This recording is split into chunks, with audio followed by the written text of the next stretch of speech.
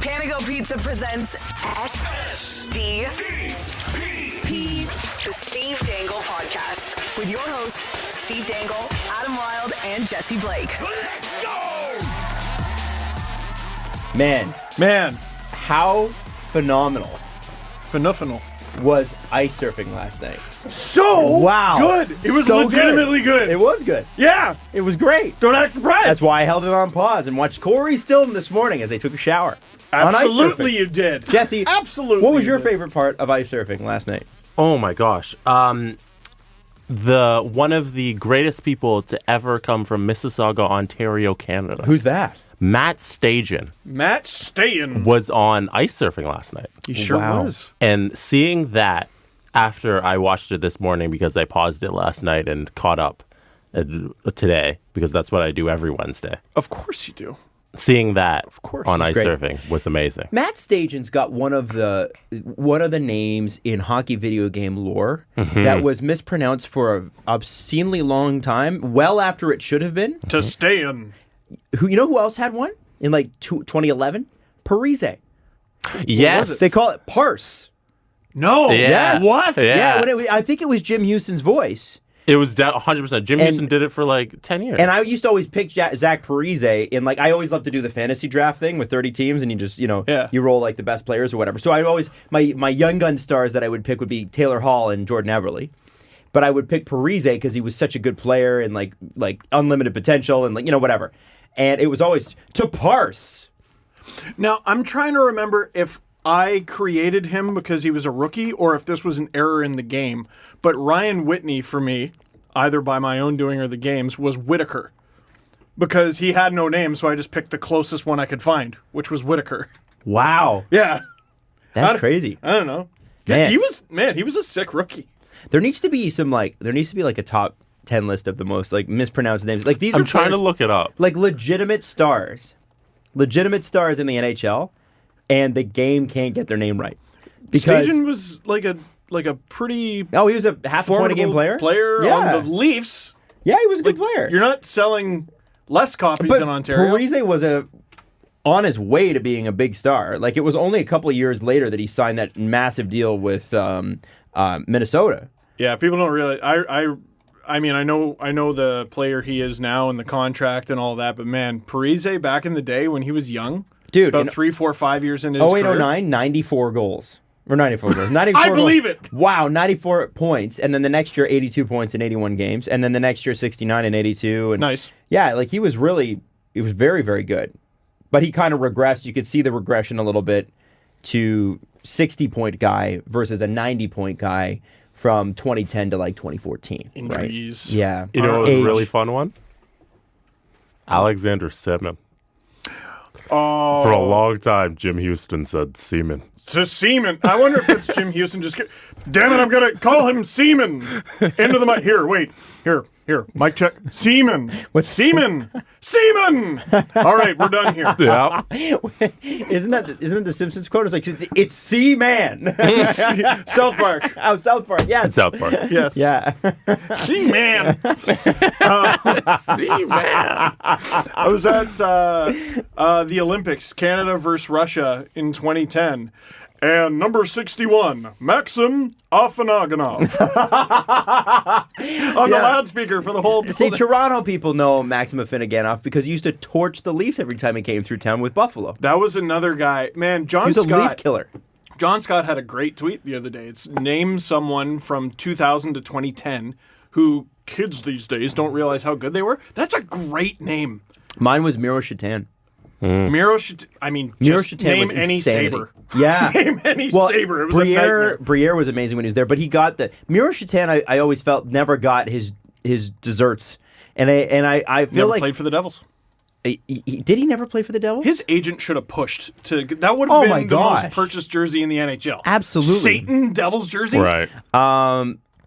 Yeah. See, there's a year, 98, 99. I guess that's not quite in the decade, but he had 40 goals. And then In the dead puck era. in the dead puck era. And here's the thing: The heart of it. at the beginning, for the first 7 years of this decade that is closing, or the previous decade, not this decade.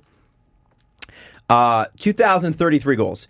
01-29, 02-37, 03-26, and 04-29. That's pre-lockout. That's a solid player. That's a Finneganov? No, that's Shatan. Oh, what? And then Shatan comes back with the Islanders now after the lockout when, they get rid of the two-line pass and everything. 35 goals. And then 27, and then he started to kind of dip. But, I mean, that's pretty damn good. Miro Shatan, another very underrated player. Former Oiler. Also mispronounced name in NHL lore. Jose and Jose Theodore? Yeah, why was that?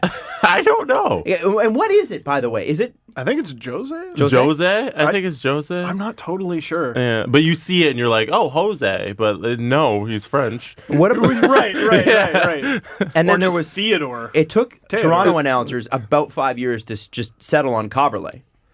But Yes. it was Caberla, and then there was Caberlet is what they said, but then it was Caberla for a while. Yes. Yes. I think it was just Harry Neal mostly that struggled with it. Joe Bowen too. Yeah. He sort of went with, you know what? All right, everyone, just letting the control room know it's Caberla today. He didn't ask the effing guy. Like Bob I Cole. asked the effing guy, and he said his name is Caberla. But before anybody nods out because they don't know that story, just quickly tell the Bob Cole story. Yeah, sure. So I was at Ryerson, Radio and Television Arts program, and there was, I think, an older student named John who worked at CBC. I think he was an associate producer like I would be a few years later, just doing highlights and stuff. But An AP, as they say in the biz. an AP. An Associated Press. I was an ass prod, which came up as on emails sometimes. Ass prod? Yeah, associate producer. I was an ass prod. Oh my God! I Wow. know. Yeah, it's a shame. It sure is a shame. Anyway, so you get to hear them getting ready for the show, and you would hear Bob Cole talking to Ron McLean, and he told this story where, because I had heard from people, it was like Kulemin, something like that, and Kulemin. for Nikolai Kulemin, and we just no one knew how to say it. And I don't know who the first play-by-play person to say it was, but it just became Kulemin because we just decided that. Mm-hmm. As the story goes, supposedly a producer had been like, Bob, that's not how you say it. And my friend overheard him going, I asked the fucking guy, and he said his name was Kulemin. Just amazing. But then what's amazing is a few years later, I was an ass prod, and I overheard a similar conversation between Bob Cole and Ron McLean. And, it's MacArthur. Yes, that's right, Bob. Okay, good, because I asked him. Okay. Grabowski. Yes, that's right, Bob. Okay, good, because I asked him. And he went through the entire roster. Wow. Okay, because I asked him. I don't know. He's Well, just the Leafs sweet, won sweet last old night. man. Where are we? What weird beginning to a show. One of the I guess more fun things is when you're watching totally legal streams on not Reddit. Yep. Ice surfing. Sometimes you'll get the in-house feed when they go to commercial. The ones that are usually reserved for the broadcast team. Like if you're at Sportsnet, you usually see that. But sometimes these streamers get those feeds as well to stream to everybody. Which is dangerous. Which is very dangerous. And you hear those conversations amongst the broadcasters. Because I asked the fucking guy. And usually they're aware that those mics are hot and they keep the conversations very, very PC. But yes. But I'm always afraid that one of them's going to slip up. That's a thing? Yeah. Oh, well, Ray Ferraro's, I think we would agree, one of the best in the business. And he's, who is it? Paul Martin is terrible. Yeah. Paul Martin. And the other one, the even worse one, Dion Phaneuf, his voice is so high, though. Somebody fucking go. Which is great. You got to look those up on YouTube. But the Paul Martin is terrible one is so Paul funny. Martin is terrible. Because it's just a shot of Paul Martin, right? And it's like 5 seconds of silence leading up to it. Nothing. And you're just watching going, am I supposed to be watching this? And then Ray's voice comes out of nowhere. Paul Martin is terrible. It's so good. Yeah. It's one of my You either favorites. get those in-house feeds or you get the Jumbotron feed. during commercials. Oh. Yeah, where they're just I showing am the shocked that Jumbotron. the in-house feed would be leaked out. I'm shocked. I don't know how they do it, but how does that happen? every now and again you get those. By being criminals. I would be like it's illegal. So. like I don't know. I swear a lot, so it would be really bad. That'd be really Right. bad. You just Shut your microphone off. would not. Yeah. Yeah, I guess you just don't while you're there. Yeah. Like Yeah. I mean, we swear off the air at Virgin yeah. because we're making jokes and stuff behind the scenes and whatever. But you know, there's nobody recording those microphones, right? Because they're off. But you shut your microphone off. That's in radio. That's something you do. In television, you have to get used to the fact that the control room can always hear you. Yeah, those mics are always feeding through. It always blew my mind when I was on a live TV set, and one of the TV anchors would be bitching about the control room, which happened all the time at a previous job. And it's such a terrible idea. A, because it's so demeaning, and B, because they can make you look so bad, that. Like they can destroy you. Don't turn from the the mic truck. off when they go to the bathroom. Oh, that's a common one. Yeah, I did One that. that I am extraordinarily paranoid of. Yeah. So I just turn it off. Yeah. Here's some inside baseball.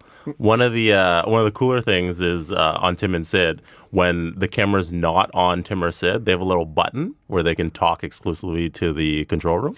That terrified me because I didn't know that You've when I done was this. hosting Tim Yes. and Sid. you like, "What?" He's just talking, and I'm like, what the Yeah. what are you So if camera's on Steve and Steve's going on a rant, Sid could be sitting there and just press his button and just have a full conversation with the control room and be like, hey, when Steve's done his rant, I want this viz to come up and all that stuff. And you're sitting there being like, what the fuck? Yeah, We're on well, live TV. It melts my brain. I can't. If I'm talking, I don't know how you do the show with me, because when someone else you're is easy. talking, I can't do it. You're easy. Yeah. You know, they are. And people. I see their Twitter and stuff all the time.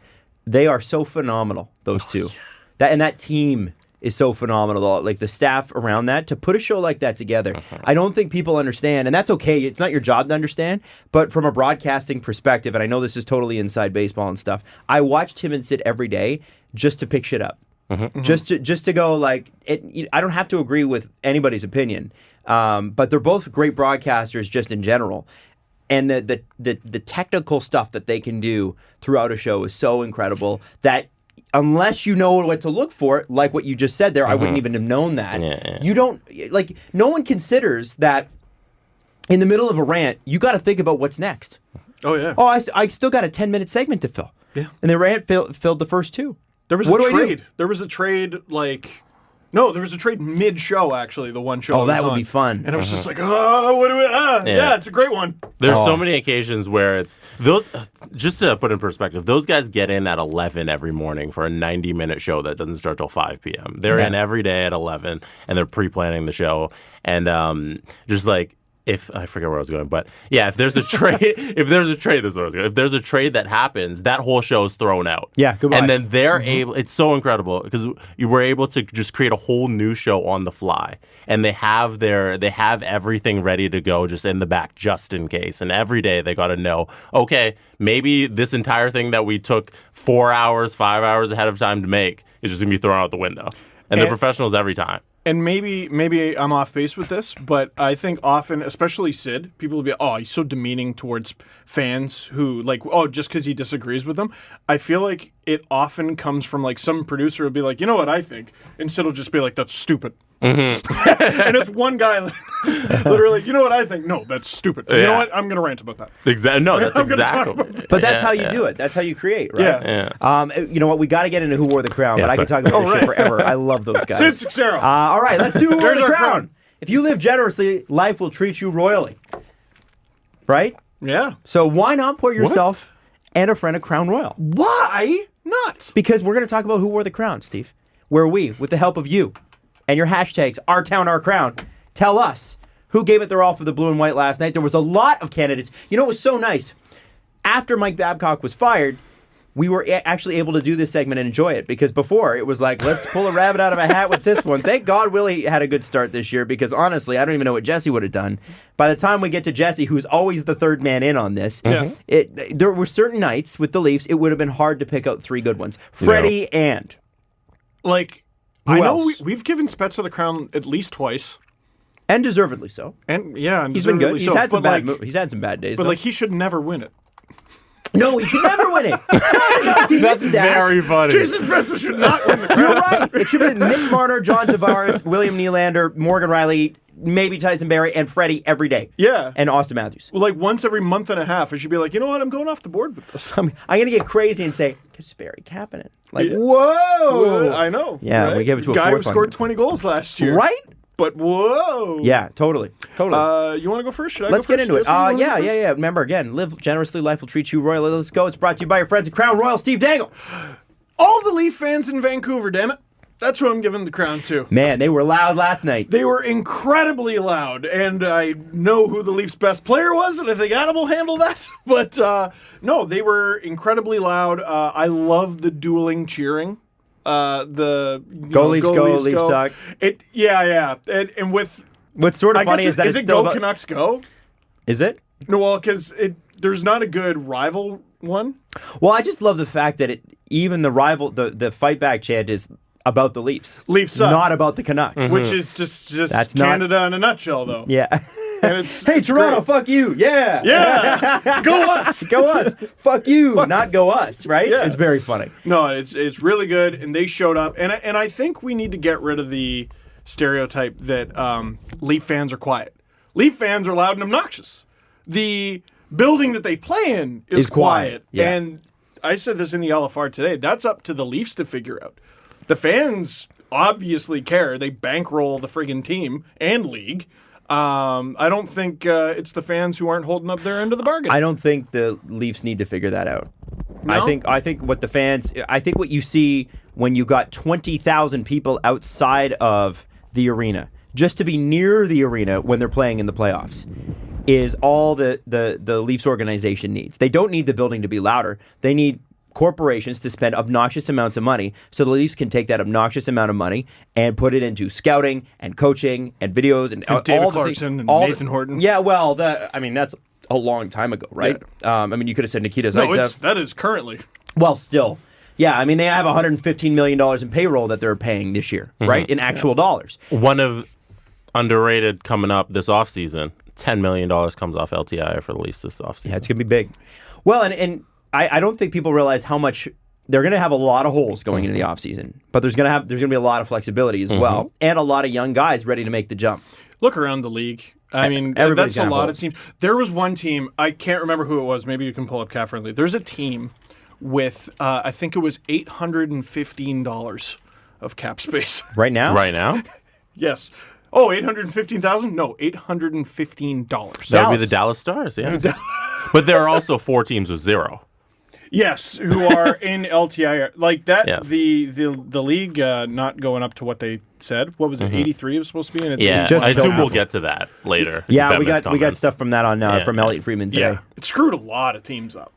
Well, it screws the league. Yeah. And I hate to go on this rant again, but the more boring you make things like trade deadlines and free agency, the worse it is for the league. And we're seeing the complete opposite in the other major sports, where the NFL is planning to raise their salary cap to over $200 million this coming year. 100 now it's 53 players. Yes, But still. 55. But yeah. And then the NBA just keeps climbing. Yes. So yeah. Yeah, But there's like revenues are different in those leagues. there's bench players you've never heard of on the Atlanta Hawks who make more than Sidney Crosby. Probably. Yeah. Well, football less so, but basketball for sure. Yes. Because there are less players, right? They're sharing in a bigger chunk of it. So yeah, all the Leaf fans in Vancouver. I'm going to say Freddie Anderson, obviously. Wow, off the board. He had 40 different breakaway stops, including the Brock Besser one, which was unbelievable. The Brockbuster 2. Two. The one I'm thinking of is the glove save. But Yeah, that was nice. but Freddie Anderson is the MVP of this team, has been for 3 years. Somebody actually messaged me today, and I don't know if you guys remember this. Our live show at the end of August this year, somebody asked about goaltending in the Leafs and that sort of thing, because in Toronto, we have this anxiety complex where everybody's going to leave at the end of their contract. And they said, would you re-sign Freddie for 5 years? And I said, no, I would not. And somebody messaged me today and said, would you change that stance? And I say, no, I still would not. Freddie Anderson is great right now. But Freddie Anderson 5 years from now? Who knows? Who knows? So it depends on what the cap hit. If Freddie Anderson comes back and goes, I want to sign for 5 years at $5 million, I'll be like, sure. Because that's very easy, especially where the cap is going, today's $3 million contract is going to be 3 years from now's $5 million contract, right? Well, and percentage-wise. You look at some of the best goalies in the league. Like, it seems really difficult for goalies to string together 2 or 3 straight consecutive, 9-15+ performances. Yeah. Like, Darcy Kemper sucked a few years ago. And is good. Tristan Jarry is basically the Penguins starter now. Yeah. Remember when that was supposed to be Antti Ranta and all that? All of a sudden, the Rangers have like 19 guys. And Henrik Lundqvist will not quit. And he just absolutely, because why should he? Can't stop, won't stop. Yeah, I know the Caps are doing awesome. Have you looked at Braden Holtby's numbers? Not great, Bob. No. And speaking of not great, Bob, the Panthers are doing great. Bobrovsky sucks. Yeah. Yeah. It's mind-blowing. It's a bizarre position. And for me, I think what you try to do is you try to find somebody in between that time. Now, if you don't find somebody, if you don't get I believe that they really need to go out and get a guy like Georgiev. That's the guy I really think they ought to target. I'm leaning towards him now. Because I think that he's got future, and I think it means you're going to have to give up some future to get him. But I think he'd be a worthwhile candidate to take over for Freddie. But if you don't go get that goaltending position sorted out now, because you want Freddie at his peak, at his prime for this next 18-month span. And as your GM, that you really can't look much beyond the next 6 months anyway, right? Because it's like, unless you are building for a future that's 3 years down the road, the Leafs are not. The Leafs are trying to win a cup. Well, it's what I said about the Canucks. Like, yeah, okay, some of their free agent signings lacked a little bit of foresight, but like the team's good now. Yeah. I think so. Yeah, they're a good team. So anyway, have I changed my stance? Absolutely not. Is Freddie Anderson my favorite Leaf player? Absolutely. I have a backup goalie idea. Is he your favorite Leaf player? Yeah, he's my favorite Leaf. Over JT? I love Tavares. I've loved Nylander since he put on skates for the first time and was wearing number 39. Of the three, of Matthews, Nylander, and Marner, in their first years, Nylander was my favorite player. That's awesome. But Freddie Anderson, without question, to me, has been the most consistent and best Toronto Maple Leaf of this entire decade. And I don't think there's any I don't think you can come close to it. And I know that everybody's like, well, Matthew scores at a historic rate, whatever. Don't tell me that anybody else has had a bigger effect on this franchise than Freddie Anderson. Not Mike Babcock, not Lou Lamoriello, not even Brendan Shanahan. They went out and they got him. Yeah. But Freddie Anderson is the reason they got as far as they did, even against Boston. Phil Kessel trade was pretty good for both parties. Yeah, Penguins won 2 cups. Worked out great. Leafs got Kapanen and one of the picks, the main pick used to get Freddie. That's okay. It's a good deal. Starting goalie? Yeah. That's all right. Not bad. Jesse. I would like us to rate William Nylander's pregame outfit. Oh, dear. Oh. Have you seen this, Adam? No. Yeah. Oh, yeah, the pink hat. From James Myrtle's Twitter. Yeah, go. What do you guys think? It looks like a certain novelty item you could get from a shop of adult kinds. You think it looks like a condom? Yes, Adam, I think it looks like a really extra condom. tiny little condom. I don't think the color scheme, and I'm sensitive to this because my wife's a stylist, and I'm not exactly always the best guy to look for at style. Obviously, look at me right now, I'm wearing a sweater and Lululemon track pants. You're hot. But I'm hot because I'm wearing a sweater, man. It's too much. Hey, you see, because but I think that was the wrong color combination. That pink doesn't go with that gray. You know what I'm saying? This supports my theory that he does this on purpose. Look at him. He's dressing to be upsetting to people. Oh, I think he's doing it. You think he does it on purpose? Yeah. Oh, he looks in the mirror and goes, "Ha, Facebook's going to lose it." and they did. Look at him. But man, the Leafs, Jesse, I don't want to step on any of your points, but the Leafs don't win that game without William Nylander. Why's that? I thought they started poorly, at least the first few minutes, and the guy that got him going, got a couple decent little scoring chances there on Jakob Markstrom, and he helped turn the game into a track meet. William Nylander. $1 billion William. Well, I think he deserves the crown for getting Facebook going. Oh, absolutely. I think William Nylander deserves the crown for wearing this outfit and making everyone over the age of 50 upset. Do you know how many gyms just have punching bags, like heavy bags, in Lethbridge and Fort Mac with his face on it? Oh, for sure. Spruce Grove. Well, he's an Alberta boy. That is true. How can you hate your own? How can you hate your own If people? only we had the rights to play Paul Brandt's Alberta Brown. Every time William Nylander scored. That's what we should do. Oh my God! That's it. Oh my God! The Leafs need to ditch their goal song and go custom. Yeah. Oh, they need to yeah. have cool song. Yeah, for custom goal songs. Does any NHL team do that? I think the Capitals used that's to. awesome. The Canucks used to. It's a as well. brilliant idea. I don't know why people don't do that. don't know if Yeah, they that'd be still- sweet. It was the Canucks for sure. I can't remember who else. Well, and it's funny because they're playing in Calgary for their next game. So you could say that William Nylander says, I'm Alberta bound, this piece of heaven that I found. Rocky Mountains and black fertile ground, everything I need beneath the big blue sky. That doesn't go.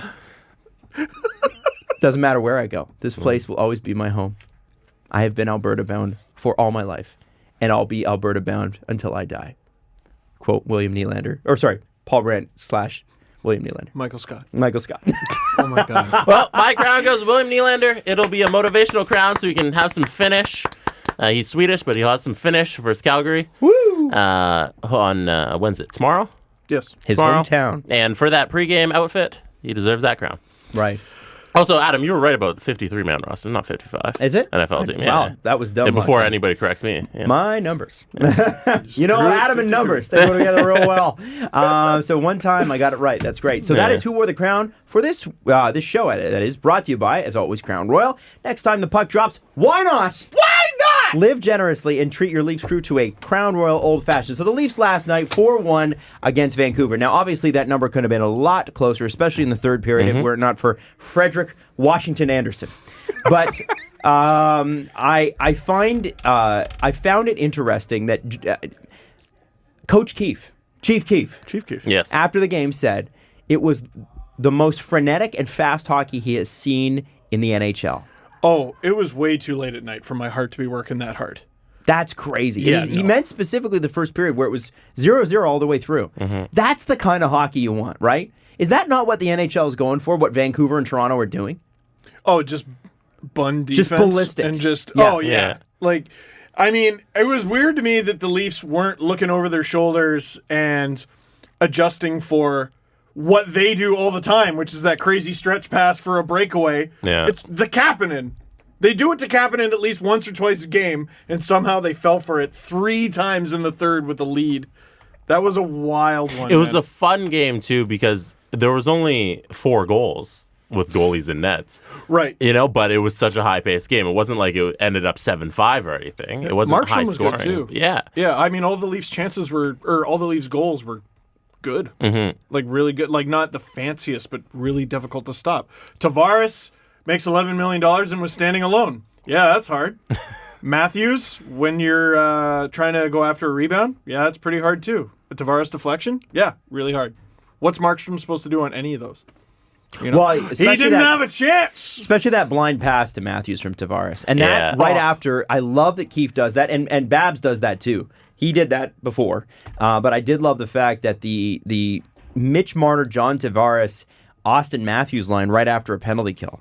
Whoa. Whoa. It's pretty good, huh? Oh.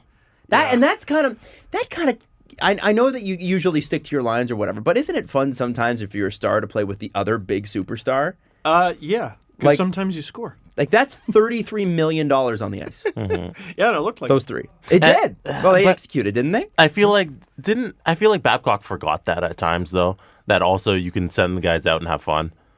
You know? Well, he did it for a bit with Kadri and Matthews and Nylander. He would do it post Yeah. when they'd kill a power play. But it was always like 2/3 of a line But it's and like somebody. it's not like, hey, go out and have fun. It's like, hey, I'm rewarding you because you did your defensive job. No, you dump know? the fucking puck in. You know? Right. Like, yeah. Right, but so it's there's- cool to see Keefe do it too. There's been a few times where it's like, oh, Keefe's doing this on purpose. Like Right. The Marner Matthews Nylander thing. Like Right. just That's because. just mid game. Yeah, like just out of nowhere. I love it. I love it. James Myrtle in his article Boo! who is that anyway? Boo him. Tall piece of crap. I didn't know what to say. Wow. I didn't know what to say. Say that to his tall Oh face. gosh. No.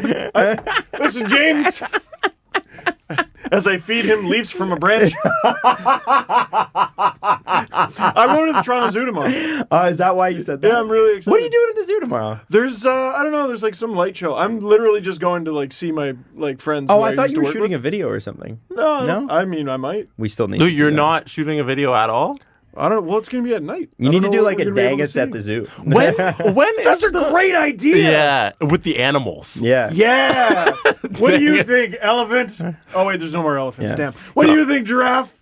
Monkey throwing its poo gets like number 3 on the Dangits. One of my favorite things to see at the zoo. It's a type of monkey, and it's called a macaque. Mm-hmm. And they're wonderful. They're always poking at shit with sticks. Yeah, they're what do they always just bother each other? Steal your stuff. Really? Oh, yeah. Oh, Wow. yeah.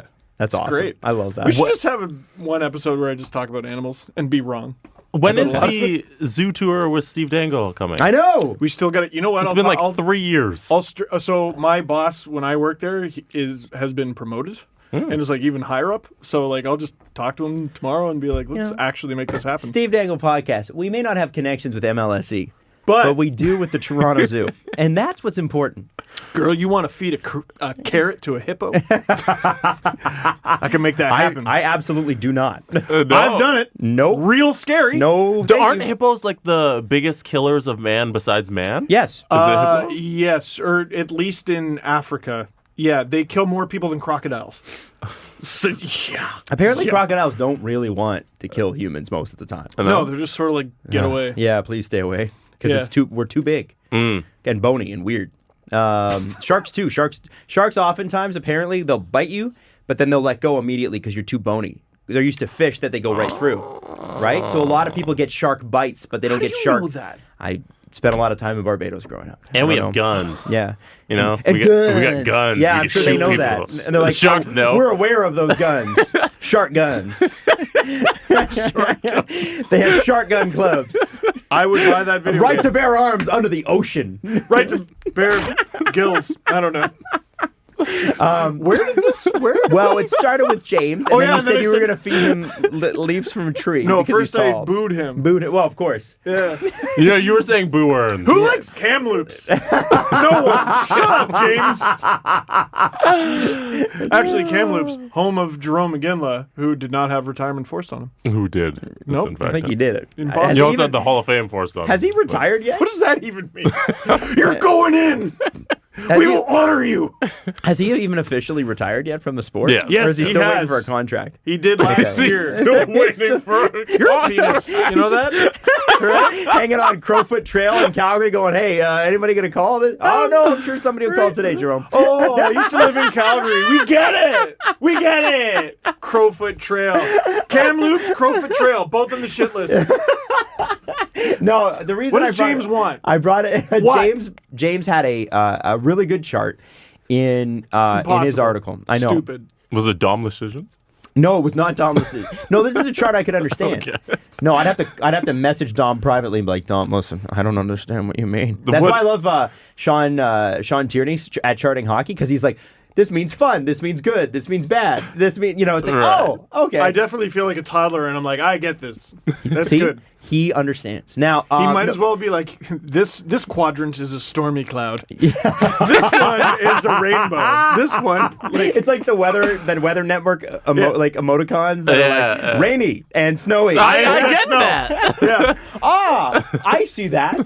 What does that mean? What does James want? What's a stupid chart? Are we the dumbest guys in the sport? Yes. Probably. Now, You know what's fucked up? We're probably top half. James had a chart on the differentials between players under Babcock and Keefe this season, 5-on-5 minutes. And this is fascinating. Who do you think has had the most gain, and who do you think has had the most loss of ice time since Sheldon Keefe took over? Jesse and Steve, I'm asking you both. Do I have to give you $2.99 a month to read this chart? You do. Damn it. Sorry. No. But who do you think? This is why I subscribe to The Athletic, because of shit like this. It's great. That's a tough one. Biggest gain. 5-on-5. I'm not talking any special teams. So ask you one more time.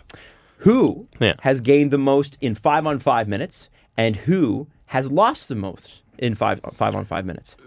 Biggest gain? I'm going to say Justin Hall. Really? Oh. Okay. Who do you have? I'm going to go with Austin Matthews. Interesting. That's an extremely good pick and one that I'm feeling ashamed I didn't. Okay. Yeah, anyway. All right. And biggest loss? Biggest loss in ice time. 5-on-5. My biggest loss 5-on-5. Cody Ceci.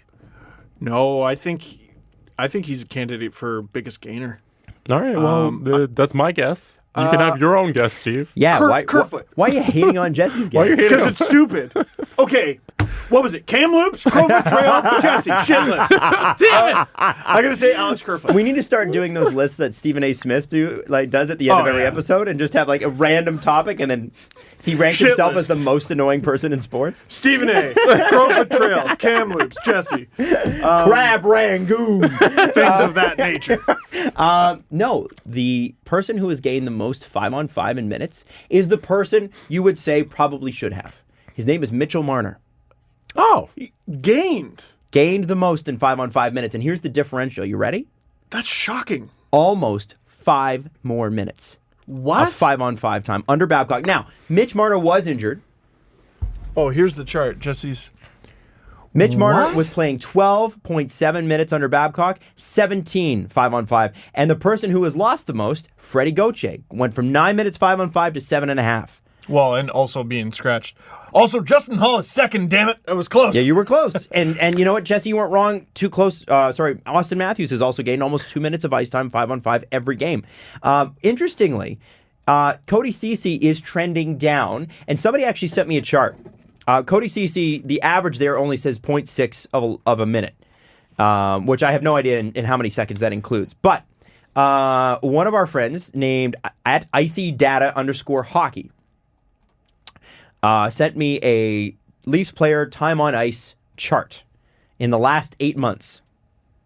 And since Keefe was hired, and there's like a big line through the graph, since Keefe was hired, Cody Ceci's ice time has dropped pretty, like it went up, it spiked up for a little bit, and it's falling further and further. Which and is further. unreal. Yeah, he had that 126-minute game. That's right. And I think that he was testing, and I think we know now why. Let's see what we have. Let's see what we have. Yeah. I got to see what we have with this guy. I think we're getting to the point where we need to start admitting that the pump and dump didn't work. I think it didn't work. That there was no pumping because he wasn't good enough. Yeah. No, I think it was Babcock's like, this is my guy. Really? That was his guy. In the first few games under Keefe, you can't just completely reinvent the wheel in one day. So he was like, all right, we're winning. We got to shut her down. Who's our shutdown guy? Right. Shit, I guess it's him. And they threw him out, and he made the game-saving save against Colorado. What I found interesting about that, the guy I was thinking about saying had the biggest loss, just because I hear his name so much less often, Jake Muzzin. And he's second. He's the worst one, actually, on this list, I would say. Frederick Gauthier's last, but he's been scratched. So Jake Muzzin's actually last out of everyone who skated last night. Timoshov's third last. So, yeah, it's Jake Muzzin by like a wide margin. Now, I think Jake Muzzin is that way because Jake Muzzin should probably not have been playing as much as he was playing. Right. When you have Barry and Riley, Yeah. it doesn't make sense to have a guy like Muzzin and Muzzin and Hall, and I think Ian Tulloch said this, they're a great pair, but neither are particularly good skaters. They're great decision makers. And Except for a couple times. sure, night, okay, but fair, but most of the time you're they're right. making smart decisions under pressure. If you're a Stanley Cup winning team, and maybe the LA Kings fans can get a little bit more on this, Muzzin was Drew Doughty's defense partner. He was the dependability when Drew Doughty wanted to go crazy and do Drew Doughty things, and that's fine. But Jake Muzzin should not be leading your defense in ice time on a Stanley Cup winner. Or leading the rush, Right. really. Because Or if he leading gets the caught, there's no shot of him getting back. Right. And that doesn't make him a bad player. Yeah. He's been an excellent addition. I wouldn't say he's slow, but he's not the most fleet of foot. No. Right? Exactly. And Justin Hall, that's him in a nutshell. He loves to take it for a walk. He ends up in the offensive corners so many times, or at least he did in the minors. And look at his performance last night. Look at how he's done. He has been fantastic since Imagine Keith took over. scratching him in all but 11 games. And playing what they played. Right? It's mind-blowing. The surprising thing about Mitch Marner being on top of the list is that he plays the power play and the penalty kill. So his minutes are just being ramped up twofold. Well, it was the fact that I think he's playing less penalty kill time.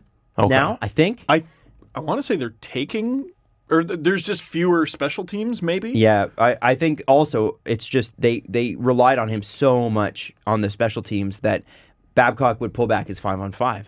And it doesn't make sense because he wanted to keep everybody at 18 minutes. He was bound to determine he was going to keep all the stars at 18 to 19 minutes. And what we're seeing now is Sheldon Keefe leaning on these guys for 20, 22 minutes a game, which is exactly where they should be. These are $11 million hockey players. They should be able to handle it. I understand if you're looking at Nick Kypreos made an interesting point a couple years ago with Jake Gardiner, when Jake Gardiner was going through one of his tougher spells in Toronto. And he said, I think they need to add more to the blue line because Jake Gardiner shouldn't be playing 22 minutes a night. Jake Gardiner should be an 18-minute-a-night player. That's where he's at his best. And it's not because he's not a good player. Right. It's because at 22 minutes he starts to get exposed. And they said that about like Phaneuf, and they said about a bunch of other guys.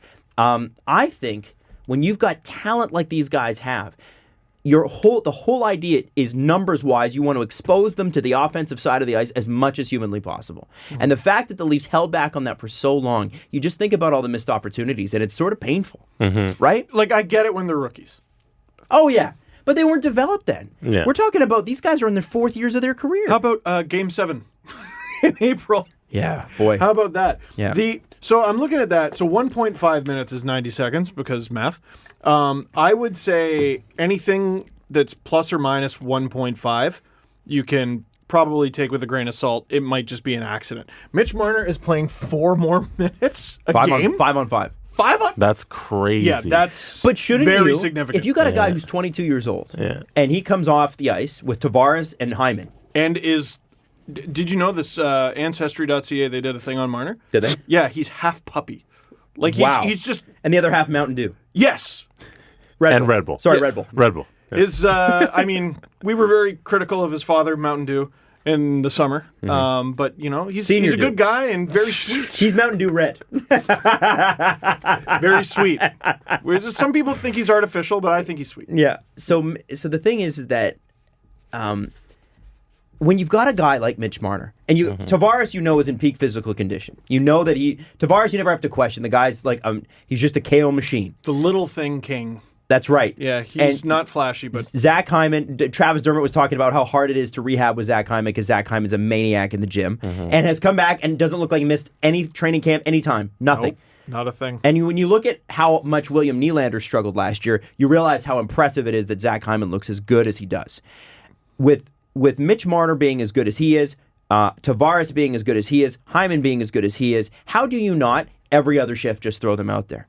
Because and Nick Kypreos said this when he was on our show all that time ago, when you're that age and you're in that kind of condition, you can do it.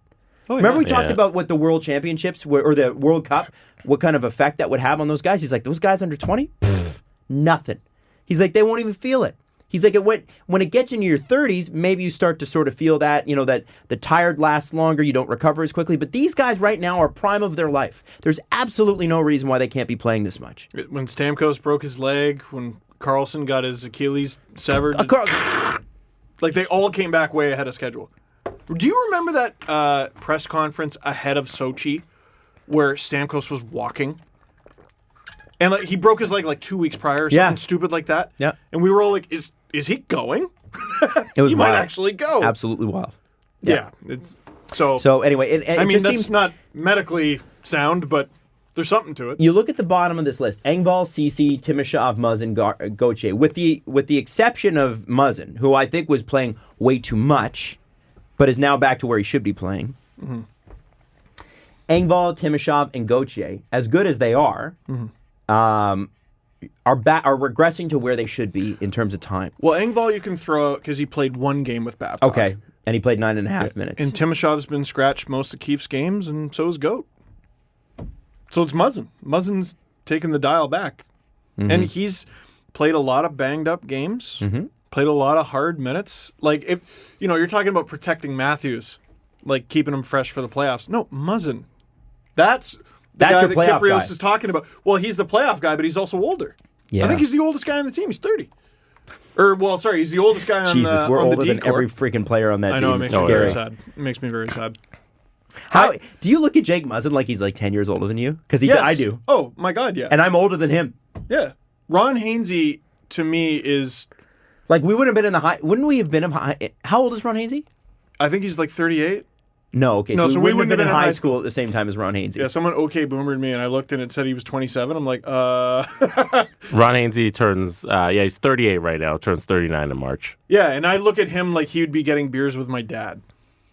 Well, I think Ron Hainsey's an old soul, too. Right. There's that, too. Yeah, oh, like, my God, the Chris Johnson friggin'... It's the best. Why'd you tell everyone when I drive? I mean, it's a Hummer. He drove a Hummer. Oh, my God. I miss him. Do you miss him? I miss him. I do miss Ron. Yo, I would have loved Ron Hainsey on the third pair. Yep. Just like I would- Cody Ceci now. I don't talk about him as much. Well, and that was another thing. I loved this. Ian Tulloch wrote, I didn't have any notes about Cody Ceci last night, so that's probably good for their sixth defenseman. Yep. And is he actually playing on their third pair? I mean, because I don't know they're what the playing minutes are. There's a lot of Riley Barry highlights, but how much time? This is the problem. These guys all have access to stuff that we just don't have access to, like pairings and stuff. Yeah.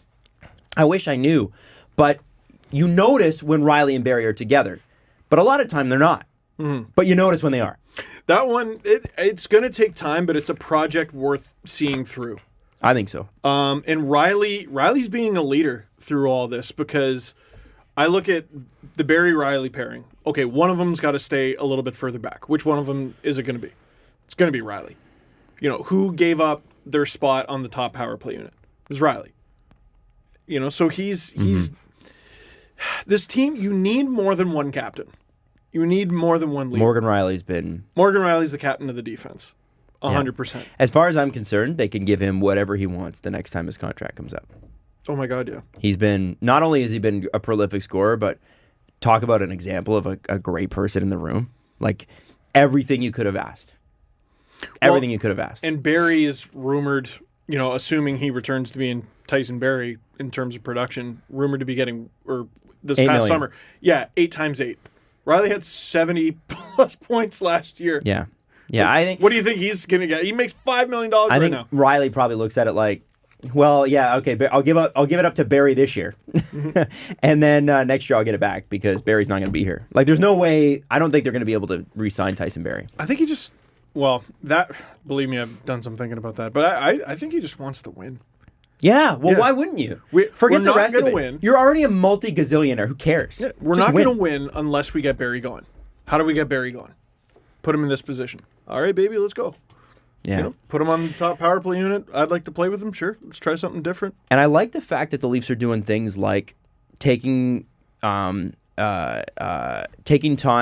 to that it seems like anyway. When that first power play unit's out, they'll take as much time as they possibly can to get back to the face-off circle when they've been out for a minute because they want to keep them out there. Oh, yeah. They try to keep them out there, and they're like slowly making their way to the offensive, like really. Have you seen that little gif of Nylander going to the bench about 50 seconds into the power play? And Keefe obviously tells him, no, stay out there, and Willie just turns around and smirks.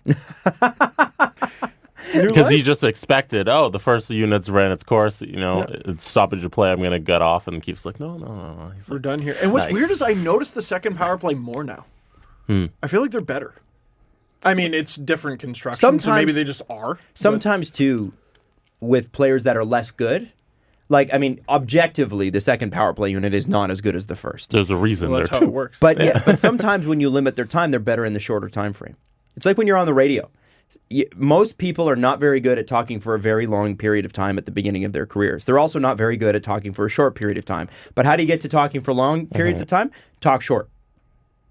You start doing short breaks. When I started talking on the radio, 10 seconds was my maximum. Really? That was the maximum I was allowed to talk. 10 seconds. It's much harder to be concise. It is. It's the same philosophy with energy guys. It's like most guys can be good in 5 minutes. And, you allow them to play for 5 minutes a night, you throw them out, and they go as hard as they can. Yeah. But they're not 20-minute a night guys, but they can do it in 5 minutes. Yeah. Remember the beginning of the season for Kapanen? Like, I wonder if putting a guy on his off wing and playing him way more at 5-on-5 and on the power play and expecting him to be the pillar of her penalty kill, I wonder if that's going to hurt him. I wonder if that's going to make him look not as good. When you put that in perspective like that, it really is not a shock that he didn't succeed in that role. No, and then he was he kicked ass the second they put him back in the role he should be in. I love Kasperi Kapanen. I'll defend him to the death. I don't care. Set up people for the roles that they should be in. Yes. Right? Put them in the role they should be in, and they'll succeed. Yes. Yeah. And that's what Mike Babcock used to do. That's the weird part. He used to do that. You know what? Did once. He did it in 16-17. Well, he used to. Yeah. Right? Like when Fair those enough. kids first all came up, he sheltered them well Yeah. and put them in positions to succeed. Yeah. And then I don't know what happened. On the ice. Yeah, off the ice. Boy. Right. Yeah. Yeah, that's Anyway. a It's funny, conversation we've had.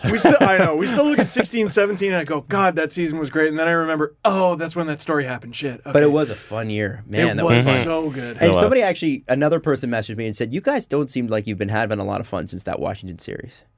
And I think we did up until that January 2018. 16-17 was fun. The first part of 17-18 was fun, but then 18 in January started to suck, and then they played Boston the first time. That's that- when I that's thought when it Babs was January last year. They were no January the year before sucked too because they were doing the lockdown. Yeah, that's when they shut down the offense. The offense, yeah. For yeah. me, I was able to get through 17-18 all right. Boy, Last year was from the tough. beginning of 2019, I was like, this is taxing. The start of last year was fun though on the ice. Yes. I thought they were great on the ice, fun to watch, everything, and just off the ice with the Nylander stuff that wasn't too fun. And then once again it got shut down in January, and then the playoff spot was locked up by February, and that was no fun because then it was just a waste of 2 months. Do I think it's this might sound crazy, but do you not think, or have you thought about the fact that it might be the best thing for the Leafs that they're not even close to having a playoff spot locked down right now? 100%. Dude, the league is jump ball right now. Isn't that what you want? Like, I found that the Leafs, both series against Boston, had they just didn't have an edge. There was no. It took a couple games for them to ramp up to where Boston was already at, and you know the first time it was Freddie. Freddie was terrible in the first two games. He was.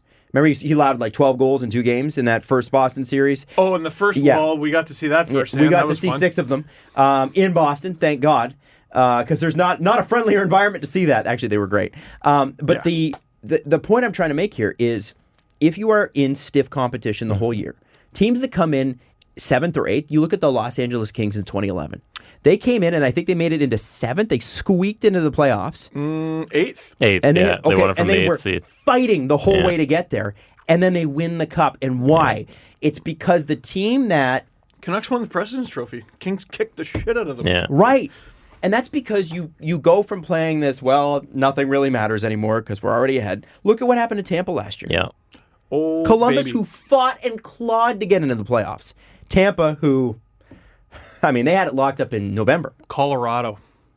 They had 90 points. Yeah. They had What 6 they did to points Calgary. less than Yep. Montreal even. There's definitely something to be said for the hot team going in the playoffs in any sport. And the fact that the Leafs have to go 30, 14, and 7 or whatever equivalent is, then hopefully by April, mid-April, that's when you want to be peaking for any team. Yep. That they want to be peaking mid-April. Hopefully, if they need a grind to get to that number, mid-April, they're playing their best hockey. According to Elliot Also, we didn't mention the Blues, who were last. Yeah, right, in January.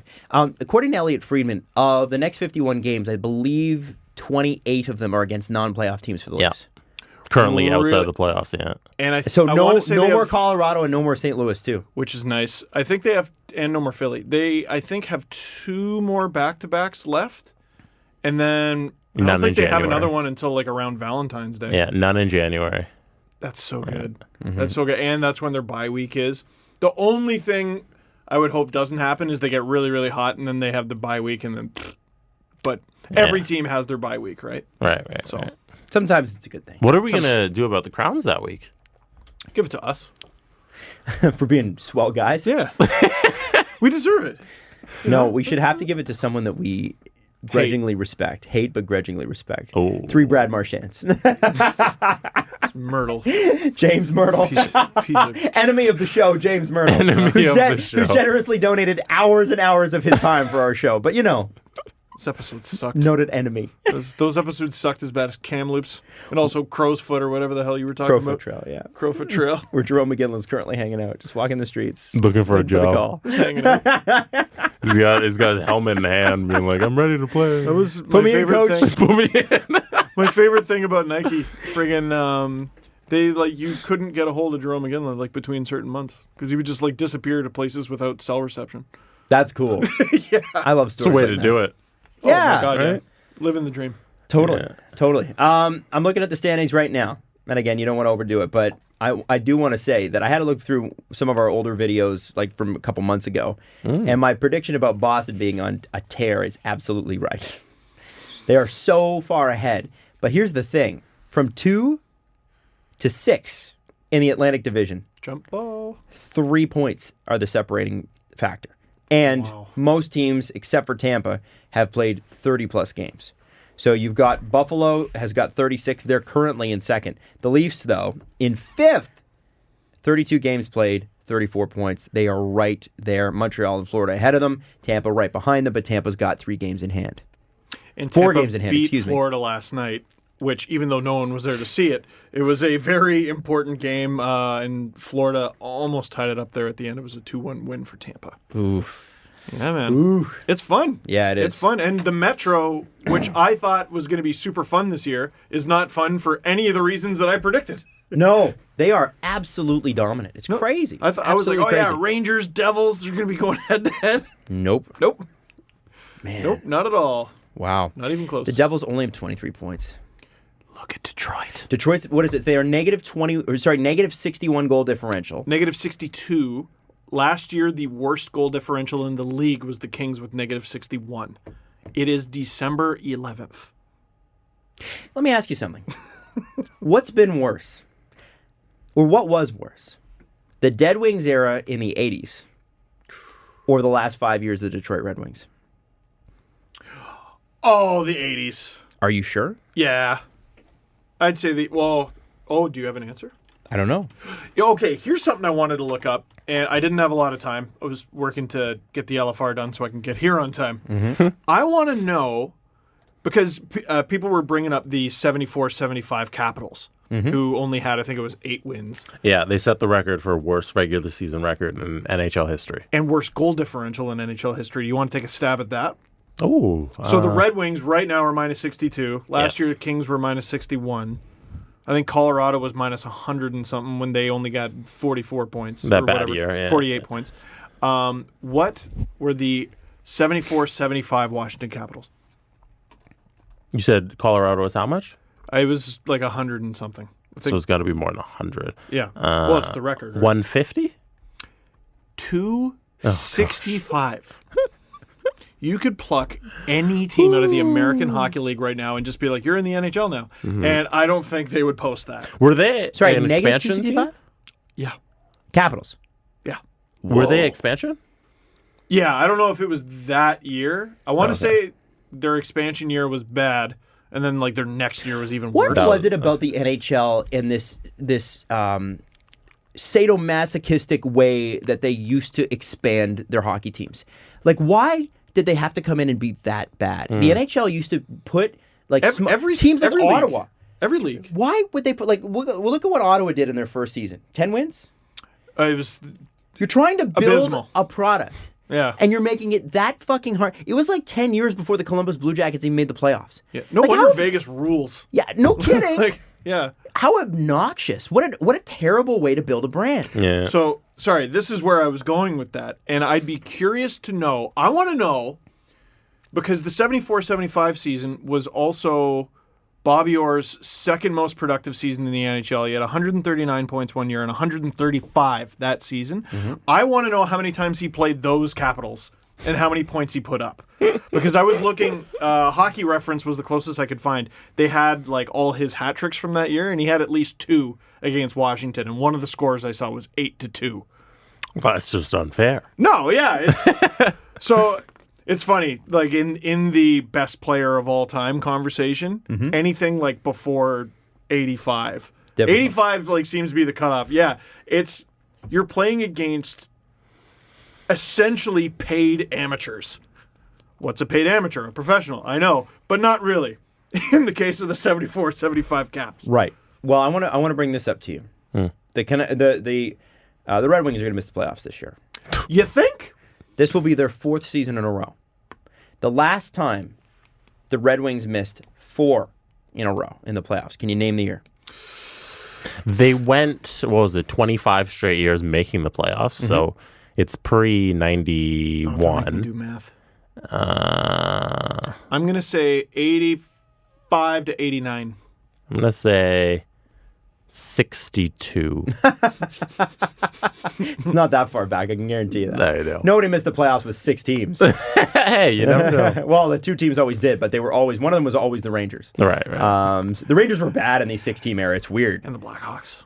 Yeah. Well, the Blackhawks had, and sorry, Blackhawks fan. Well, no, they know this. They had the world's worst owner. Up until the Taze Kane era, the worst. It's shocking to me that there could be an owner worse than Harold Ballard, and yet here we are, and he lasted 20 years longer. That's the scary part. What's the story about him not putting games on in Chicago or something? He thought if you put a game on television, people wouldn't come to the stadium. And he thought that for 40 years, despite all evidence to the contrary. So the Blackhawks were not broadcast in Chicago unless it was a national game. Unbelievable. And It's crazy. I told this story when Eddie Shack was on, but Harold Ballard with the programs, he didn't like the names on the back of the jerseys because he wanted to sell programs. But when the NHL forced him to put the names on the back of the jerseys, the Leafs, for example, would have a blue sweater. He'd put blue letters. Right. And finally, they're like, Harold, we're going to fine you if you don't friggin' do what we tell you. To answer your question, the Red Wings missed the playoffs for 7 years in a row in the 70s. Oh. No. Okay. And they missed it for another 5 years in a row at the end of the 70s. They made the playoffs once in the 70s, which I'm surprised that they call the 80s the Dead Wings era, because the Dead Wings era was definitely the 70s. And the Detroit Red Wings, last time they missed the playoffs on a thing like this was 82-83. So 1982, 1983, the Detroit Red Wings, that was the 5th year in a row that they had missed the playoffs. Oof. And that was the last time. They went on to, they had a couple round 1 losses, then out of the playoffs again, and then they lost a couple conference finals in a row in 87 and 88. But, a team that was definitely on its up towards, the dawning of the 90s. The Detroit Red Wings right now are run by one of the smartest people in hockey history as far as I'm concerned. Yes. Player and GM. Yes. But it is going to be really interesting. They're run by the guy who brought them out of the first Dead Wings era. Yes, and he'll bring them out of this one. Yeah. But I think he's going to have to extend this Dead Wings era to 5 straight seasons. I don't think they make the playoffs next year. I don't care who. You can have Lafreniere all you want, and they set Zadina down to get him out of the tire fire.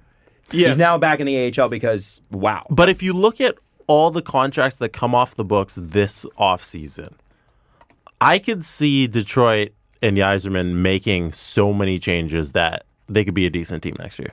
But and sneak in. Who will they have? That's the thing. They could have anybody. Like, they do have Green, Erickson, and Daly account for $11 million of their cap? $12 million of their cap right now. Adam, who do I always say makes the stupidest decisions? GMs on July 1st. Yes. But also, GMs of teams that call the Detroit Red Wings that thought they were going to do better in the playoffs than they did. Mm-hmm. That's who you call. Well, okay. Let's think of some of those teams. Tampa Bay. Oh. Stevie is circling. If you think that they're going to deal with Stevie, though, like if you're an NHL general manager, if Yzerman calls you, hang up. Yeah, but he's my he'll fleece pal. you. No, he'll fleece you. No, that's my mentor. Yeah, I bet Paul Fenton felt that same way about David Poile in the Fiala trade, right? Detroit is going to have a big old trade with Tampa at some point. You watch. And what do you think it's going to be? Just hazard a guess. You don't have to name any players, but what would be the assets?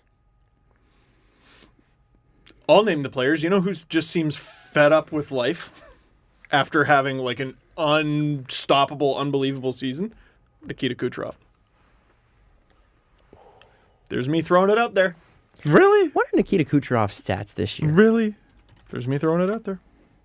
You think Nikita Kucherov gets traded from Tampa? There's me throwing it out there, though. Well, he's not on the pace for 100 points, but he does have 31 in 28 games. That's not great. He makes 9.5. Wow. Yeah.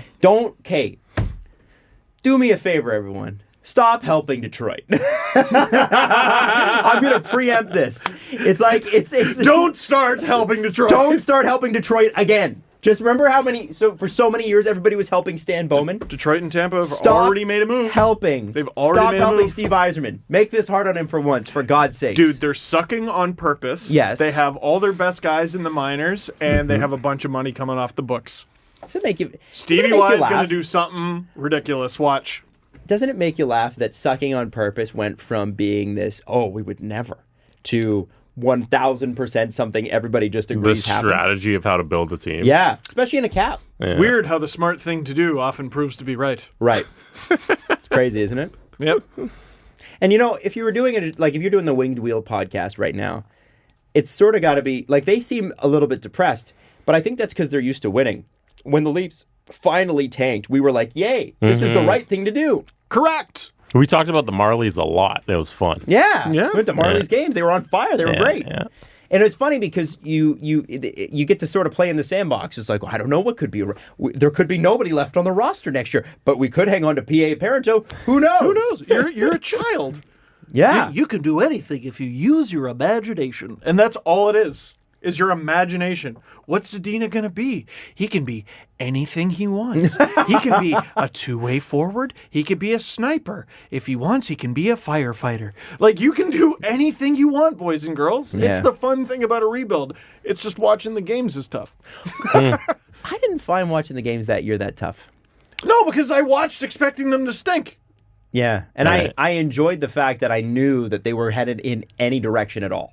Yeah. Like the Leafs previous to that, just kind of like Detroit up until this past season, it was like, what are you? What are you? At least Detroit, we know what they are. You know what was screwing up the 15-16 season where the Leafs intentionally finished last? You know who? JVR. No, because he When he did got his injured. part and got injured. No, that's not screwing it up. Screwing it up is doing good. Oh. So Colin Greening almost screwed it up by being a half a point a game player after they got him as a cap dump. Friggin' guy almost screwed it up. James Reimer almost screwed it up. He was great that year.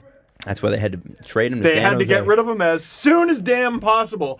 The Red Wings are a step ahead because Jimmy Howard went and got hurt, and Jonathan Bernier crapped out all of his innards, and now they're like, I don't know, they claimed Eric Comrie off waivers. I think they have Calvin Pickard, and then behind him I think is just a scarecrow or something. Like, that's how you suck. Interesting. Don't just have a bad team. Don't have someone who can stop pucks. Speaking of goaltending, I do want to hit this thing before we move on to Dallas, because we do want to talk about Dallas. But I did want to talk about this with Why, the what Leafs. According to Elliot Friedman, he said, I'm not convinced Toronto's going to alter its backup situation. They just don't seem enamored with what's out there. Tristan Jarry's gone from being a potential trade target to a Pittsburgh record holder with a shutout streak of 177 minutes ended by the Canadiens. Until a long-term decision is made with Matt Murray, will the Penguins move Jarry or Casey DeSmith? There's a lot of love for Alexander Georgiev, who I love, and deservedly so. He looks terrific, who is 3 games from becoming waiver eligible. The Rangers have Igor Shesterkin, I think. Yeah, lighting up AHL Hartford in his first North American season, but the 37-year-old future Hall of Famer Henrik Lundqvist is signed for only 1 more year. So is it a Georgiev, Shesterkin in the future? Who knows? But if you can trade them a winger of value or some value that they can add to deepen their team and get better faster, I think that you can make a case for the Rangers to make a deal with the Leafs. Rangers is interesting. What I was going to throw out there with the Penguins, so they're actively trying to move someone who makes a lot of money, Alex Galchenyuk. Mm-hmm. He makes 4.9, which is way more than I thought. That's a lot of money. Now, what I was trying to figure out, and I guess it's off the table now, could you do Galchenyuk, possibly some retention, I don't know, and Tristan Jarry for a Kerfoot, perhaps? the Leafs looked great last night in Vancouver. They played fast. They're still scoring goals. Who's out of the lineup right now? Janssen. I think Jansson's looked like the odd man out all season. But I think part of that is the way Mike Babcock was playing him. Yeah, right. It's tough. He's got value. Is Kyle Dubas and Sheldon Keefe going to be terribly eager to trade the guy who was their playoff MVP when they won the Calder Cup? No. Probably not. Kerfoot remains an option there.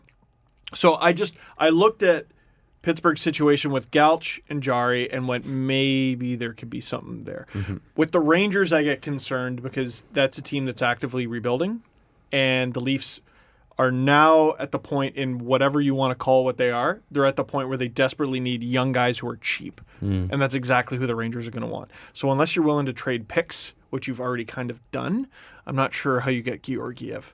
The other thing you don't want to do is... Well, young guys with skill, I think. Young guys with skill, but the other thing you don't want to do is if you trade for an established goalie, you don't want to trade a goalie prospect. And for me, that's Joseph Woll. If I'm the Rangers, I would like him in any deal that has to do with Georgiev. And if I'm the Leafs, I say no. When can we get to the point where we could try Joseph Woll out on the NHL level? We're not there. He's a 903 in the AHL right now. Oh, okay. And it's funny. Most people watching him seem encouraged by everything except the amount of pucks that he's stopped. Like seems like a nice guy. Normal He's with athletic. Goals. Yeah, it's very rare you play your first professional hockey and are any good. Mm-hmm. That's what Carter Hart is an anomaly. Yeah. But Matt Murray is an anomaly. I was about to say, I look at a guy like Matt Murray who started at 21, 22 and won a Stanley Cup. Yeah. It's like, I don't know. And then before him, it was like Carey Price. What's the decision that they have to make with Matt Murray? He's an RFA at the end of this year, and he needs a giant-ass contract. Yeah. Pittsburgh's, they do have to move a goalie. Everyone's like, oh, they're not going to move Jari. Well, okay, Matt Murray makes 3-point-something, and he's an RFA. Tristan Jari makes not a lot, but he's an RFA, and he's going to be able to ask for more, and that number's climbing. In the minors, they have Casey DeSmith locked up to 1.25 and term. So they're probably trying to move on from him. And then Penguins fans said, what about DeSmith and Johnson? And I said, go away. No. Also, thank you to every Penguins fan who corrected me when I called Galchenyuk a center. Apparently he's just been playing third-line wing all year. Well, he's listed at center. Yeah. But they never play him at center. No. I don't think he's ever been able to handle it, unfortunately, for him. That's why I was thinking Kerfoot, because there's a winger who were like, you're a center now. And maybe they would do the same to Galch. I like Kerfoot enough. I loved his quote before the game. He's like, I grew up a Vancouver Canucks fan, but everybody hates Toronto because they're not Vancouver. It's a big city. They get all the attention. I like Kerfoot. I like what he brings. My dumb caveman brain pictures what playoff hockey looks like, and I'm like, I think I'd rather have Kerfoot. Me too. Yeah. Me too. Not and Elliot added, not that they want to, but when things were going poorly for the Leafs, another GM said Toronto learned it could trade Kasperi Kapanen very easily. Quote, but they don't want to, he added. Yeah. He's got a special skill set. He's valuable. Plays his role great 5-on-5. He's a dick. I liked him sticking up for Freddie at the end of last game. That's ode to Freddie. Yeah. That is, and is it not exactly what I talked about? Sheldon Keefe teams are not afraid to fight. They're not built to do it, but they'll do it. Funny that toughness comes out under the right coach. It seemed under Babcock that they just didn't want to, but it seems like now it's like, oh, what? Yo, don't fuck with my guys. If there's this thing that's come out, this protection thing. There seems to be a gang forming. You know what I mean? There is a group of people there that are now meshing. Yes. Does that make sense? We're playing for the crest. Sense.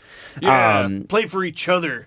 To the man on your right or left. So on the Dallas Stars, Jim Nill announced Jim Montgomery's dismissal hours after discovering, quote, a material act of unprofessionalism. According to multiple sources, Dallas fired Montgomery for cause, terminating the final 2.5 years of his contract. Bracket. What remains to be seen is if Montgomery mounts a legal challenge. Close bracket. Calgary needed more than 3 days to do a proper investigation, and Peters wasn't officially fired. Mark Crawford's been on leave for more than a week. The Stars situation was different because the offending behavior happened on their watch, not in a previous locale. They were certain of their corroboration and or documentation, and they were certain of it quick. Montgomery's coaching acumen was never in question. Now, this is where it gets very interesting. because I have a theory on this. I'm not sure I want to expound on the theory, but I do have a theory. I don't think you should. Okay. Yeah. Dallas went to a second-round Game 7 double overtime against the eventual Stanley Cup champions St. Louis Blues, righted itself into a legit contender after an awful 1-7-1 start this year. If there was a concern, it was how much fun Montgomery liked to have away from the rink. You have to be careful walking that line. That's what Elliot Friedman said. And that backs my theory, which I will not expound upon here because I don't think it's appropriate. Yeah, I think it'd be wrong of us to just play the guessing game. Yeah. Although everybody is. Eventually this is coming out, right? Everybody's guessing. I'll just say it. Like, there's a lot of people who I think fancy themselves heroes who are acting a little bit villainous through this whole situation. And, because they didn't tell us, let's just guess. And I think he did this. One thing, everybody's got a theory. In the story, Elliot says that they didn't come out with it because they're protecting the person who told the story. I didn't even think the of person that. who's the victim. Because they know once the story comes out, that person, they're going to know you'll know what exactly who it happened. is. So you're protecting that person's identity. You got to respect that. Life. Yeah. And supposedly he's got a very young family. Like, he's got kids that got to go to school, and we all know kids are very understanding and won't rip on anything that has to do with your family, you know? Listen, when we're meant to know, I guess we'll know. In the meantime, he was fired, and it was for an obvious reason. Like, why wouldn't you say? Well, take a literal millisecond to answer that question yourself. No, tweet first. That's very funny. What? Tweet first. You know what's important? Being right by guessing. Several tens of likes. Oh, my. Oh, yeah. That's what's important. Yes. And you can trade that in. You can trade that in You for... get internet bucks for that. Didn't you guys know Should that? we make a t-shirt that says, no, tweet first? with Adam's deadpan face. No, tweet first. That's really good. No, like... the last month has shocked me. Yeah. Oh, I mean... Shocked me on Twitter. Shocked me. Why wouldn't Brad Treliving... Well, why wouldn't Brad Treliving? Yeah. Huh? Well, hang on just a minute. Sometimes you got to do due diligence. Let's I know rack it around. It's crazy. Here's the thing. You person don't have any responsibility to the Calgary Flames organization. Nope. But when you do, the reason you get those positions of responsibility is to avoid being sued by somebody. You must figure out what happened. And that's what they were doing. How do we not get sued and figure out what the hell happened? What if I have a Twitter account and I want something done? And I decide to just yell it into the matrix of the earth. Who are the most hard done by people on the planet? Twitter users. People on Twitter who live with the burden that no one is as smart as them. And my heart goes out to them, and I want to start a GoFundMe for them. Yeah. Okay. Because Twitter would be the place to start it. what are we going to do? What are we going to do? Like, no, it just bothered me. Like, there's very obviously reasons, and like, I'm not playing coy. I don't know the reason. And let's be honest. There's because it didn't involve somebody from the organization. They said, right? Yeah, I didn't like that. You know, they were friggin' playing crew. Did he have a hat and you flick them all down? And was he a member of the organization? Flick, flick, flick. Right. I didn't like that. That's so funny. They What game is were that? playing Clue.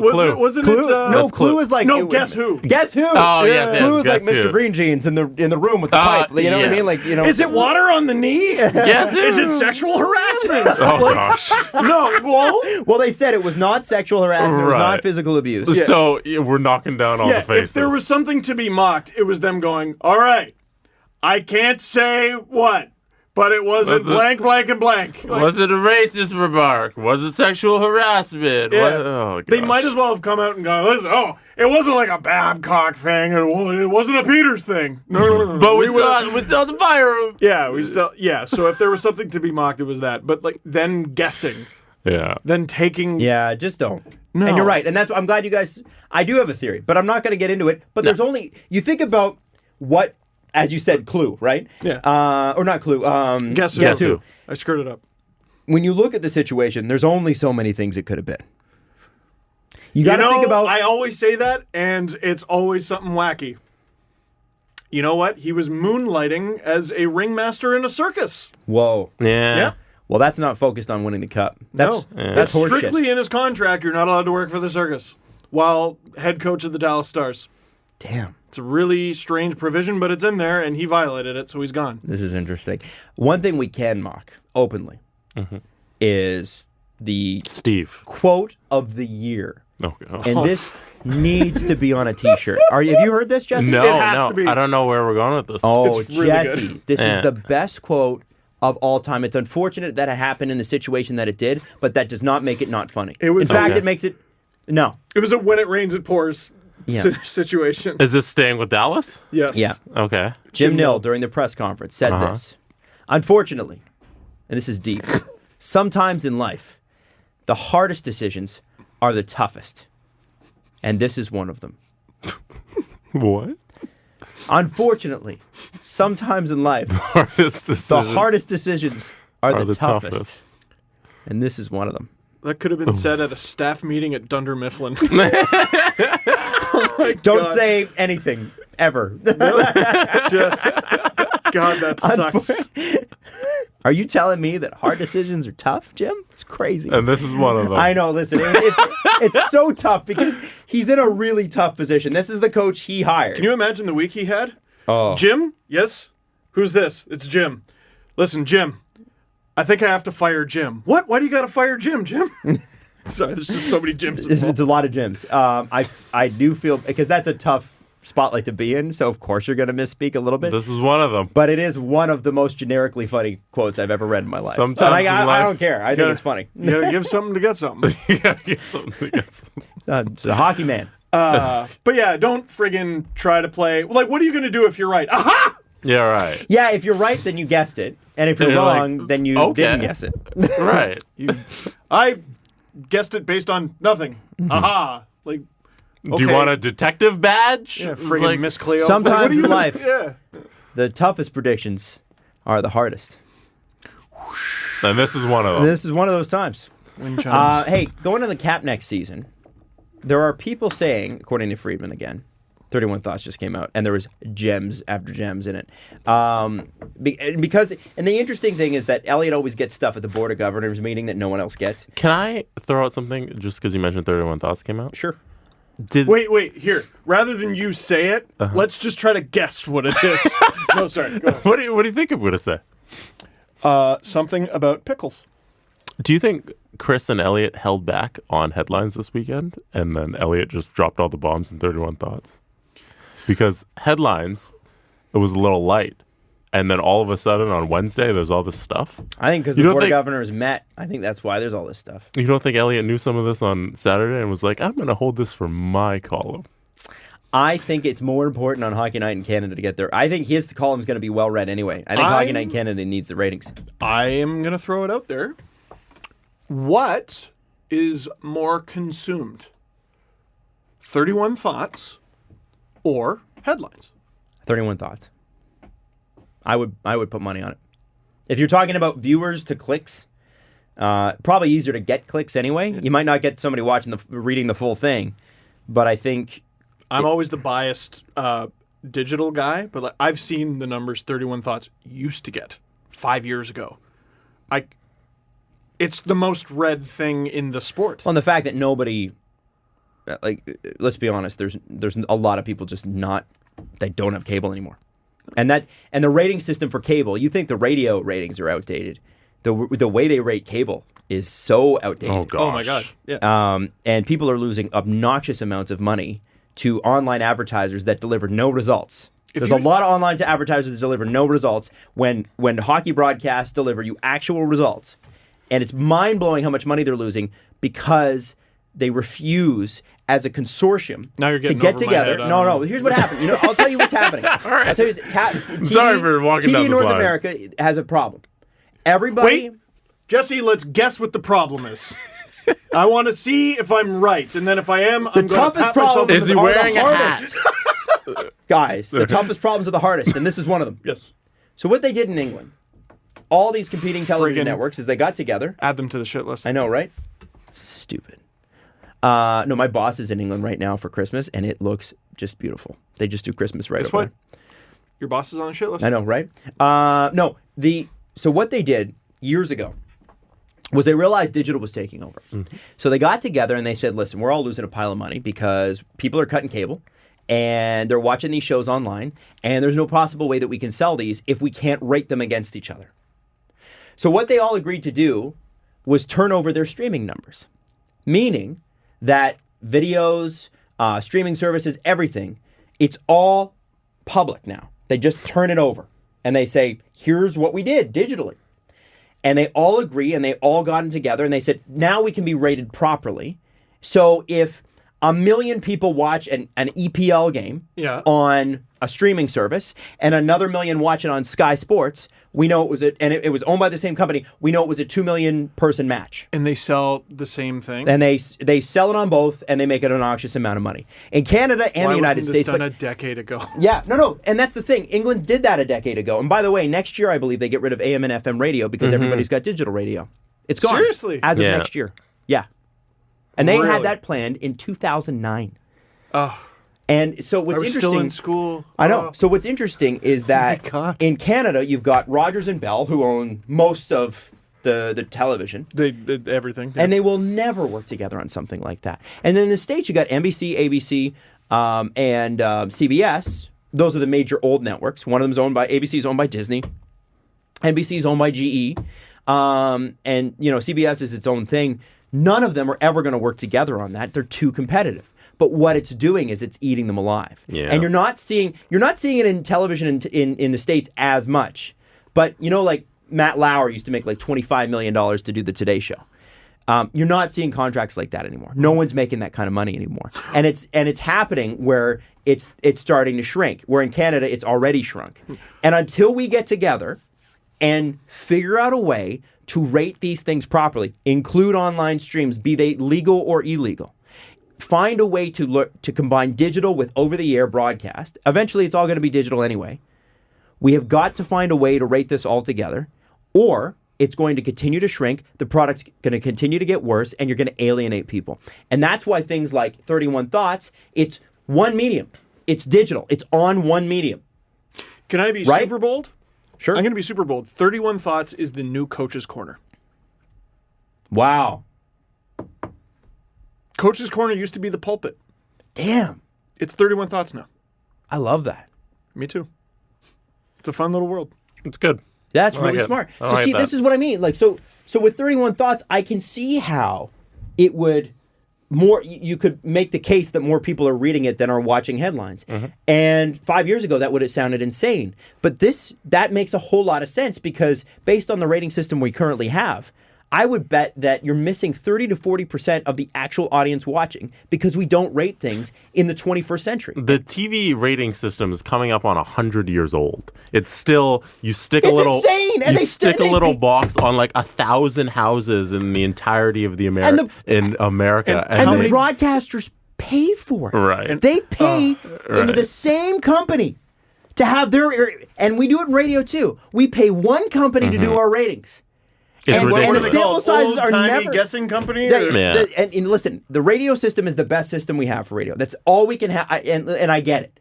But with television, there objectively are better methods that are out there right now, and they won't change. It's crazy, and they're paying for it. It's insane. It's insane. And what it does is it takes things like Hockey Night in Canada or Wednesday Night Hockey or things like that, and it shrinks the budget because you can't make as much. So therefore, there are less people. Therefore, there are less jobs. I love watching Adam talk biz. Oh, but there's this thing in sports right now where it's like NFL ratings are dying, NBA ratings are dying. They're not. People are just switching mediums. But all these advertising dollars are now going away because people are like, oh, look at these Nielsen ratings. They're down 4.8 share points. The 10,000 less households here affected this box. And it's like, it's not true. Like the Nielsen ratings, the way they are, were invented right around the time the rotary phone was invented. Uh-huh. Do you see You see the obnoxiousness I think of it was that? 1940 or 1950 is when they implemented your little box on your TV. And that's right around the time you were able to dial a number rather than pick up the operator and say, "Excuse me, I'd like to be connected to so-and-so in Kentucky." Imagine you don't change that technology 70 years later. It's like, you know what it reminds me of? You see when, what was it, Congress talking to Mark Zuckerberg and some of the questions they were asking? Oh, they didn't even use Facebook. They didn't know what it was. It's like if they had like Lennox Lewis sitting there and they go, "Yes, Mr. Lewis, what is, if you could help us out, could you define what a fist is?" Yeah. You know what I mean? Like, they just didn't go in there with like the base knowledge of anything. Because they don't know. Because they have no Anyway, It sorry, makes we're me- getting a little too anyway, inside well, baseball. no, but I think it's interesting. I think it's important. We can on this podcast. Yeah. But Yeah. I think it's important that anybody watching, Yeah! if you're watching this show or if you're watching sports in general, it's important for you to know what's going on. It really is. It's important for you to know why things are happening the way they are, and how little any of the companies have done about it because they're frozen. They don't know what to do, and the answer's right there. It's right there. But they'll give you a million reasons why they can't do it. Each more head scratching than the next. By the way, the cap next year is, people are saying, sources are saying, because what they said last year was it was going to be $83 million. It ended up being $81.5. So Gary Bettman's not going to come out and say a number anymore because he's a lawyer and he's smart. The difference of the cost of a backup goaltender. They're saying right now, according to Elliot Friedman, that it's going to be $84 to $85 million. And why? Because the lockout/strike fears, many players structure their contracts to have lower cash payouts in 2020, 2021. That means lower escrow. So if you're getting less money, the 15% doesn't matter as much, which allows the possibility the NHLPA would be willing to raise the ceiling by more than, say, 1.15%, which is cool. I like that. Me too. I mean, hasn't this cost guys a lot of money? Like what's happened this year? Like, yeah, the PA, it should be in their interest to jack the thing. I don't know. I'm just saying that as a biased Leaf fan. I just want to see it go up as much as possible. Sure. Because it's or fun. change the whole system because it's stupid. Well, Adam, baby steps. The World Cup for 2021 was shelved. Oh, no. And that means that it could be an all-star game with a 3-on-3 mini World Cup format or Ryder Cup format. I was going to say fart, but that could be cool. Ryder Cup. Oh, like North America versus Europe again? Yeah. Okay. Yeah, it's interesting. But what I took from that was so it's not going to be in 2021. Mm-hmm. They're considering 2022. Mm-hmm. And what I said was Olympic year. Isn't that the Olympics? I said that to Chris Johnson in a tweet, and he goes, "Yeah, not confident they're going." Yep. Cool. I mean, who would want to be on the grand stage of being in freaking China When you're trying to build, but league, you'll go to Europe mid-season and play 2 games randomly, and what? In China? They'll go to China for Well, they'll like go 2 to China, yeah. preseason games. Where they have someone go on the loudspeaker and unless explain the a rules. certain NHL general manager doesn't tweet their support for Hong Kong beforehand. And then, ooh, God forbid. But thank God you don't have to worry about that in hockey. No one says anything. Right. Hey, fall in line. You didn't need to tell us that. We were already there. A little bit more on the, not the Bill Peters, Akim Aliu stuff, but just the Bill Peters lack of and the effect on Calgary. Meaning his absence's effect on Calgary. Mm-hmm. Dude, I said if he was Mr. Rogers, his record suggests He's not a good coach. he's in professional hockey. Outside of the WHL, he won a championship with the Spokane Chiefs. In professional hockey, assistant coach and head coach especially, he hasn't been good. I don't expect the Flames to run the table the rest of the season, go undefeated, but they're 6-0 without the guy. There's another team they're playing better. They seem to love life a little bit more. And, I mean, they're playing for a guy who doesn't punch and kick them and say racial slurs. Here's what Friedman had to say, and this is interesting. I'm not sure anyone knew what to expect when Peters was told in Buffalo that he could not be with the team, but everyone noticed an immediate difference, a more relaxed vibe. Winning creates more happiness. Second is your players get their cookies. Sean Monahan, who looked lost, has points in all 6 of those games and goals in each of the past 4. Gaudreau, looking much more engaged, has 4 points. Dylan Dubé, Milan Lucic, Zach Ronaldo, and Derek Ryan had 16 points before Ward's ascension and 19 points together since. Wow. And Monahan's a guy who, like, I've been picking on him a little bit over this season just because I wonder how strong of a number one center he is in this league. Man, if Calgary really gets him going. Oh. If Johnny Gaudreau, did you see the go-ahead goal that he set up for Monahan against the Kings? Kings go up 2-0. Drew Doughty scores the second goal. Friggin' goes ballistic, banging on the glass in Calgary. Just F you. And then the Flames tie it up, and Gaudreau just decided, screw you clowns. Just went through all 5 Kings. And friggin' just Monahan, all he had to do was sit there with his stick on the ice and go, yay. Are we forgetting the true spark plug of the team? Who's that? 3 goals in the last 4 games after 0 in his first 27. The Does he have 3 now? Milan Lucic. Wow. 3 in his last 4. Look at that. You know why? He's playing with a right-handed centerman. 100%. You know what? Frig, he's got 3 goals in the last 4 games, maybe. Maybe. If Bill needs Peters 4 couldn't figure more. that out, he does not deserve to be a coach. He needs 4 more goals to catch James Neal's total from last season. Mm-hmm. There you Can go. he do it? I think so. He's on pace. Yes. He's on pace. And on the Akim Aliu subject, another story came out. Mm-hmm. You know, it takes a lot for me to just involuntarily say, holy fuck, out loud. This was that. And this is from the Washington Post, is it not? It's Wall the Street Journal. Wall Street Journal. Jeez. And this is, okay, so the story is he's with Colorado Eagles. who are the ECHL affiliate at the time of the Winnipeg Jets. Yeah, I think they're AHL now.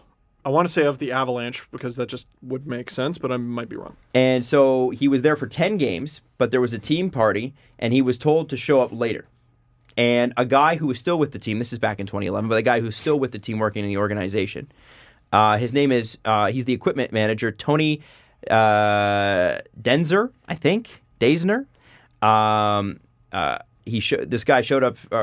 showed up to the party.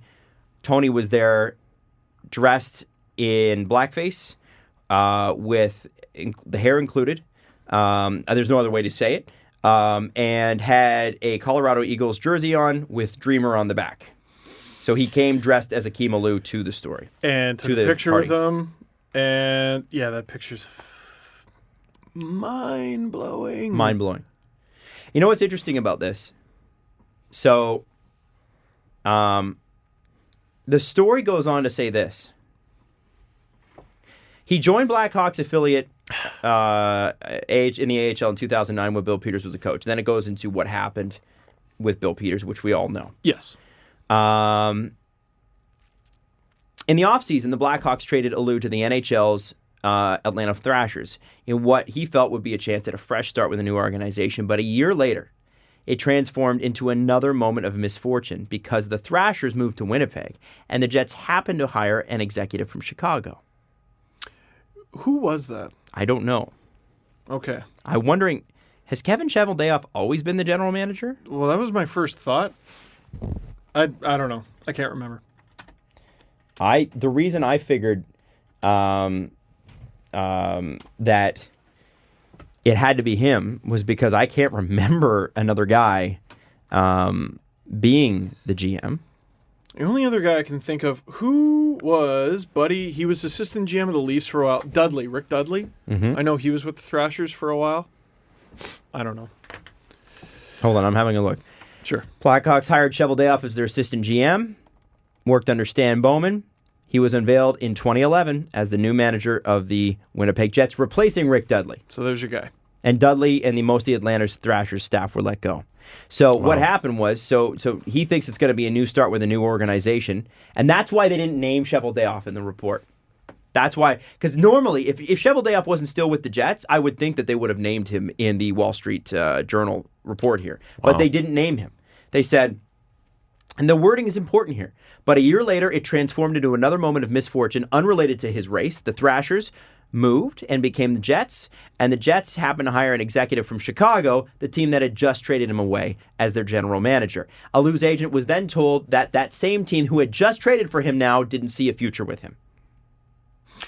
So what happened was this reputation, quote unquote, that had happened with under Bill Peters in Chicago, the general manager, because there's like 40 people who ever get to hold those jobs, ever living. And they just rotate. Yeah. Moves in, and goes, well, I know that guy from Chicago, and I don't want that guy. Yeah. So Problem. He was demoted 2 levels to the ECHL, to the Eagles. This is where this incident that we are talking about happened. He was 22 years old, and he requested a trade. And now it's, and they requested a trade. What's next? He doesn't want to get into a washroom with a bunch of other naked guys? And they don't grant it to him. They didn't grant it to him. Right. So, well, lots of guys request trades that don't get traded, but I think his reason was pretty legit. So, to get away from it, he went to Austria. Yeah, and man, something about Austria. I've heard some like nightmare stories about that league. Playing and, in like, Austria? I think it's good once you get there, but like a lot of those lower leagues in Europe, like I'm not talking Sweden or Finland or any of those, but like I've heard stories of guys who had a contract, like they don't have a lot of money. They have a contract, they fly over there. When they land, they discover they no longer have a contract, and they got to find their own way home. Whoa. Yeah, so especially when you're like a legitimate prospect in an NHL organization, you're a second-round draft pick. He was still only 22 at the time. You got to want out bad to go to the Austrian league. Mm-hmm. No offense to that league, but... Yeah, you're playing in North America. Your goal isn't to go to Austria. Yeah, you go to a different continent when you don't have to. Except, I don't know. If I'm him, I think I do. So, but he quickly had to turn around because he was finally dealt to Calgary, immediately promoted him to the AHL. By the end of the season, he was in the NHL playing his first 2 games. He scored 2 goals, added an assist. At the time, the Calgary Sun wrote, Akim Aliu is shaping up to be an intriguing prospect. The Flames don't have anyone quite like the 22-year-old. It never really took off for him from there with injuries and the lockout shortened year and that sort of thing. But for another story like that's funny, did this Akim Aliu story come out? The part that Which I don't. one? This one right here from Andrew Beaton in the Wall Street Journal. Oh, today. What I'm confused about here is how did this come out? Well, I think Aliu. Did he talk? Is that what happened? Well, I don't know. I mean, the pictures, that's unreal. Like I almost think that this picture was the catalyst, and then they asked Akim about it, and they're like, "Well, since you have the picture," because Akim Aliu could have said this when he made the Bill Peters accusations. He could have said, "And by the way," he could have just tweeted it about himself. Yeah, he doesn't need the Wall Street Journal. He could have just said that. Yeah. And apparently, the Wall Street Journal reached out to the Colorado Eagles and this particular equipment trainer for days, and heard nothing. And in fact, the Colorado Eagles said they had no knowledge of the event, therefore we feel it would be premature to comment. Which is pretty tough considering it happened at the team Halloween party and everyone was there. It's just sad. It is sad. Yeah, dude. It's so sad to see that. It's in the look on his face in the picture. Oh, it's awful. And I still hear depressing. stuff about like Aliu is difficult, this guy's a piece of work, this guy's a pain in the ass. Would you be friends with anyone at that party afterward? I think you would be pretty difficult if people invite you to a Halloween party where you're the only black person there and somebody comes out dressed in blackface and they tell you to show up late so that they can surprise you with a guy dressed in blackface with their jersey on and an afro wig on. Yeah. Like, come on. Yeah. I think you're going to be pretty difficult. Yeah. You're going to give off an unfriendly vibe. Right? So, yeah, this guy's a pain in the ass. And it's funny because it's not like they gave him the friendly vibes to start. Yeah. Like, this is not, and I think anybody that thinks along those lines would probably see somebody who took that to heart as you normally would, as difficult. What do you mean? We're just kidding around. We're just joking. That doesn't mean anything. Well, it does. Yeah. And let's go through... he's 16 years old, won't go in the bathroom with a bunch of naked guys, and as a result, gets beat up by his older team captain. Who's a first-round draft pick. That captain gets suspended. Then he is booed by the home fans mercilessly until he is traded. 20 years old, he's an AHL rookie. Coach comes in and just... blasts him. And then... friggin' a couple years later, there's this Halloween party that happens. That's a 6-year span, and that's just the stuff we know. Mm-hmm. Yeah, what hasn't he talked about? Yeah, what else of, I hate to use the term microaggressions, but, what else happened in between the time? Those just like little things that are just kind of day to day. Yeah. Well, and none of this is micro. Right. Like, people make fun of the term. No, that's bludgeoning you over the head. No, especially this incident. It's a lot more stories, man. It's a lot more stories. It ain't good. So apparently, at the press conference with Gary Bettman yesterday, one of the reporters asked, is anybody under investigation for the same thing that Bill Peters was? And what they should have asked was, is anybody else under investigation?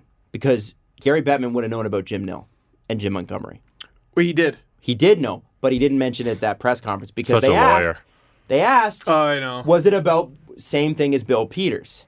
I respect. And all they would have had to say was, is anybody else under investigation? And Gary would have had to answer that question differently. I respect what Gary Bettman does, and I know he has a tough gig. I just don't want to ever hear him talk.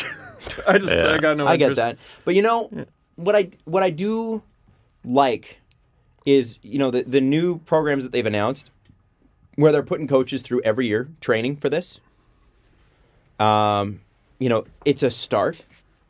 There's some other things that were announced by the NHL, but one of the major things is, I hesitate to call it sensitivity because I don't think it's that. But it's an education on things that you got to remember. These are not, people in pro sports are not living normal lives. And there was a guy that worked at Sportsnet who turned out to be also a gigantic jerk. Hey.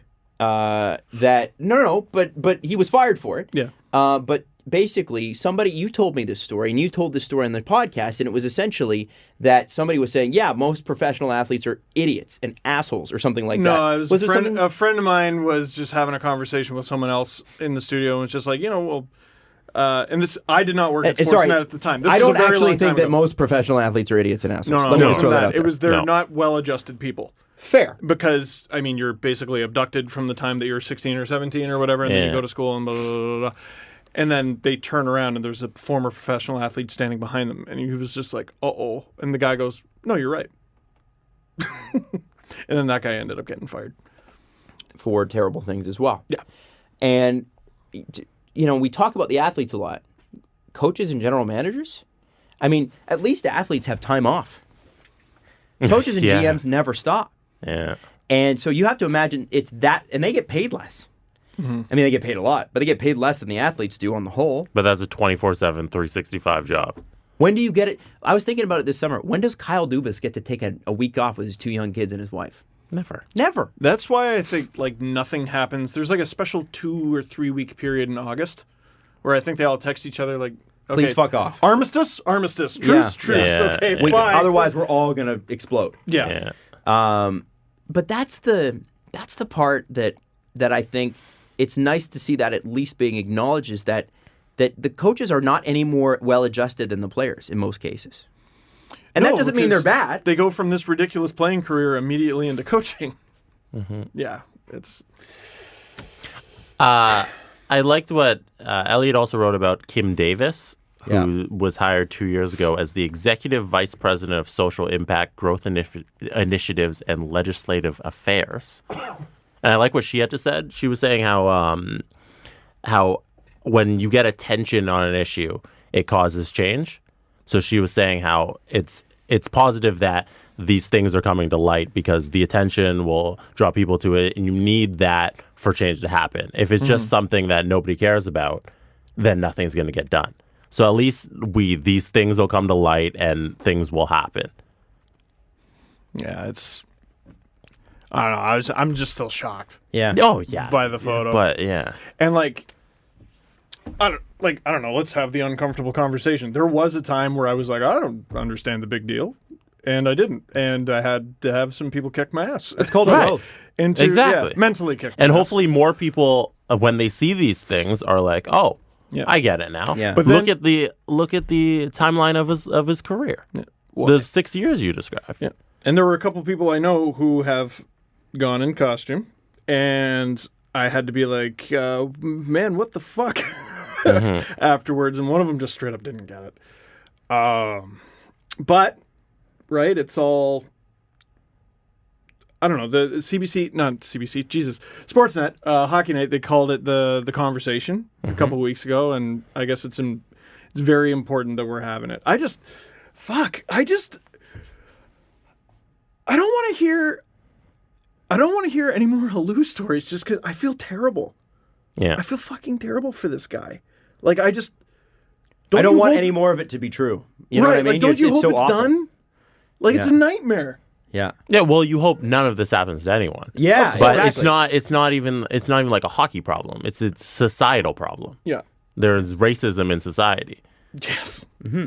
Yeah. So the part for me that I'm going to ask, and I'm going to ask you if you listen to this show, if you've seen stuff in the last few weeks that you disagree with, a lot of people disagreed with us on Don Cherry. Very few people disagreed with the Bill Peters stuff because there's nothing to disagree with.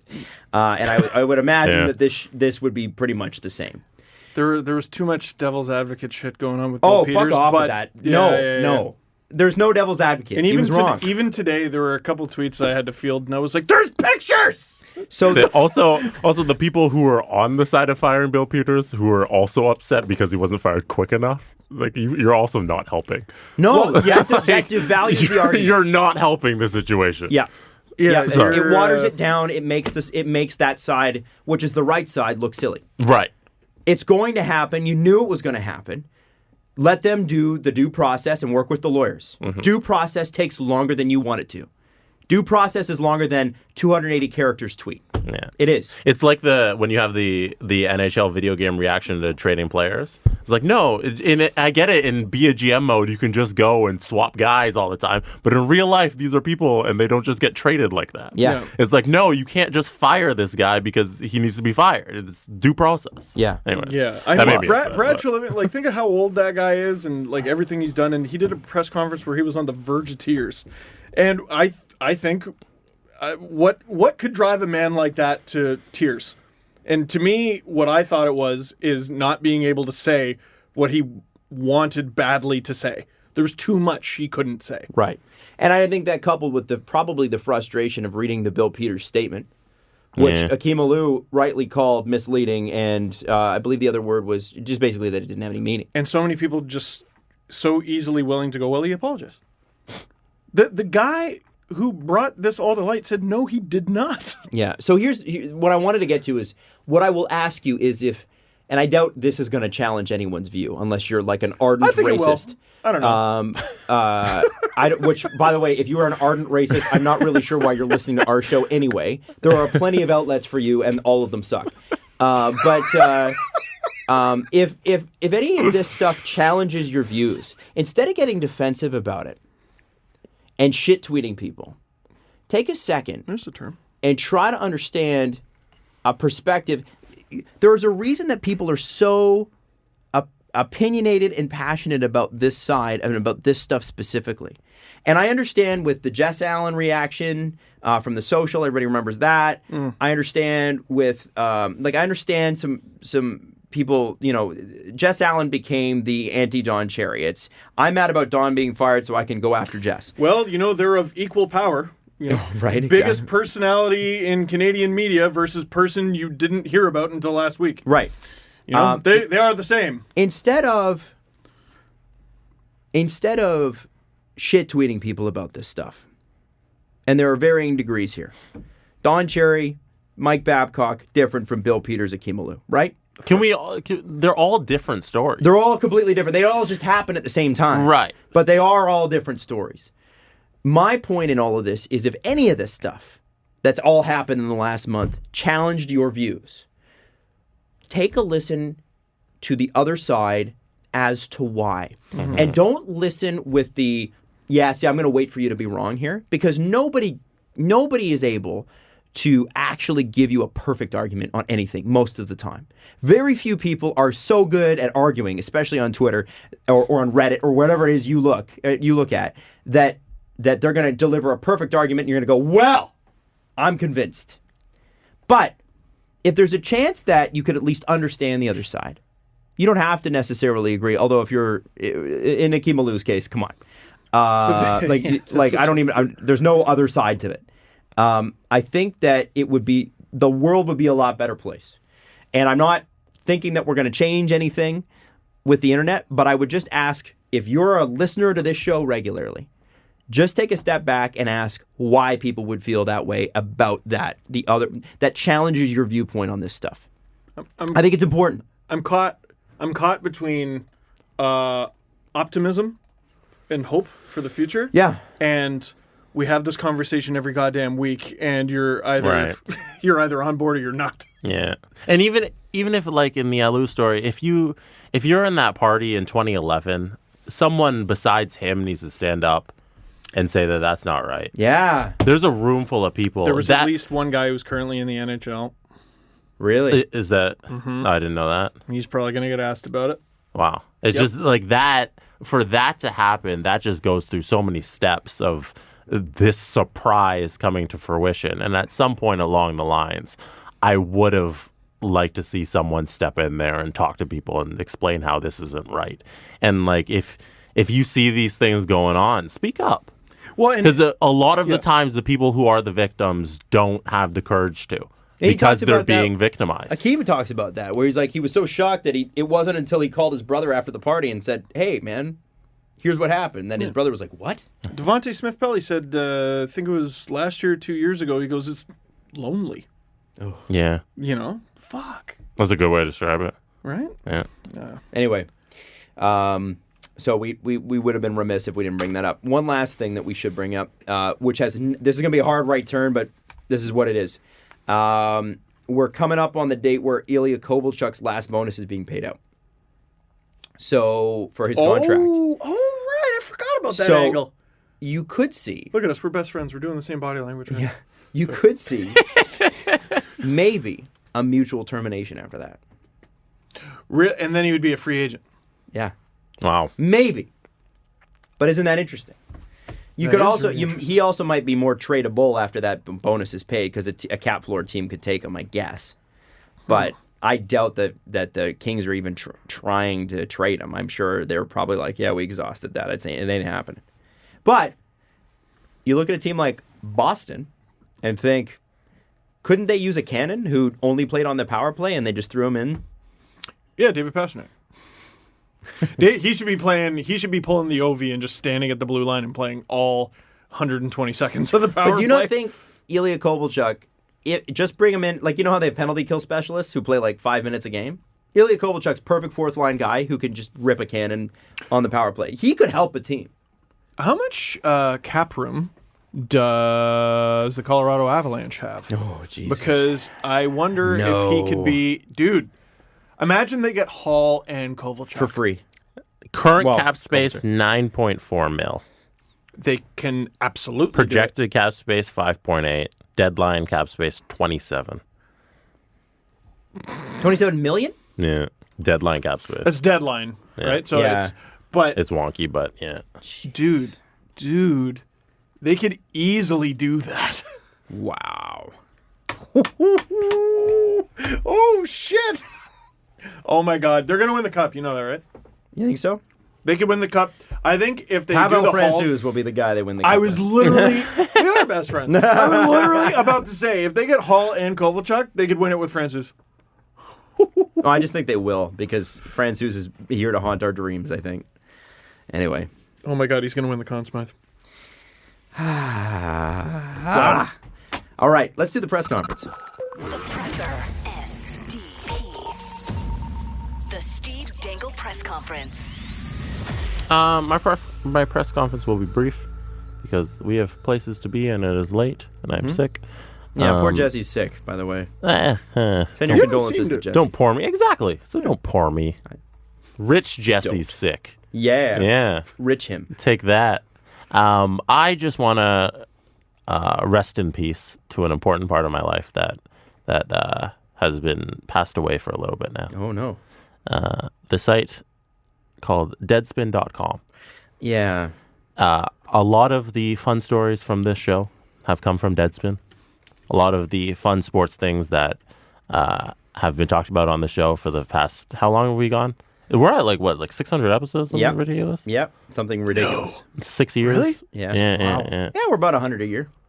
A lot of... We're by the end of the season, we'll close in on 700, I would think. We have uploaded 601 tracks to SoundCloud. Really? So, but that includes some best ofs There's and one 30-second one from when Canada won in 2014. Oh, There's another one. There's another one where I just uploaded the intro, just in case anybody wanted that as a ringtone.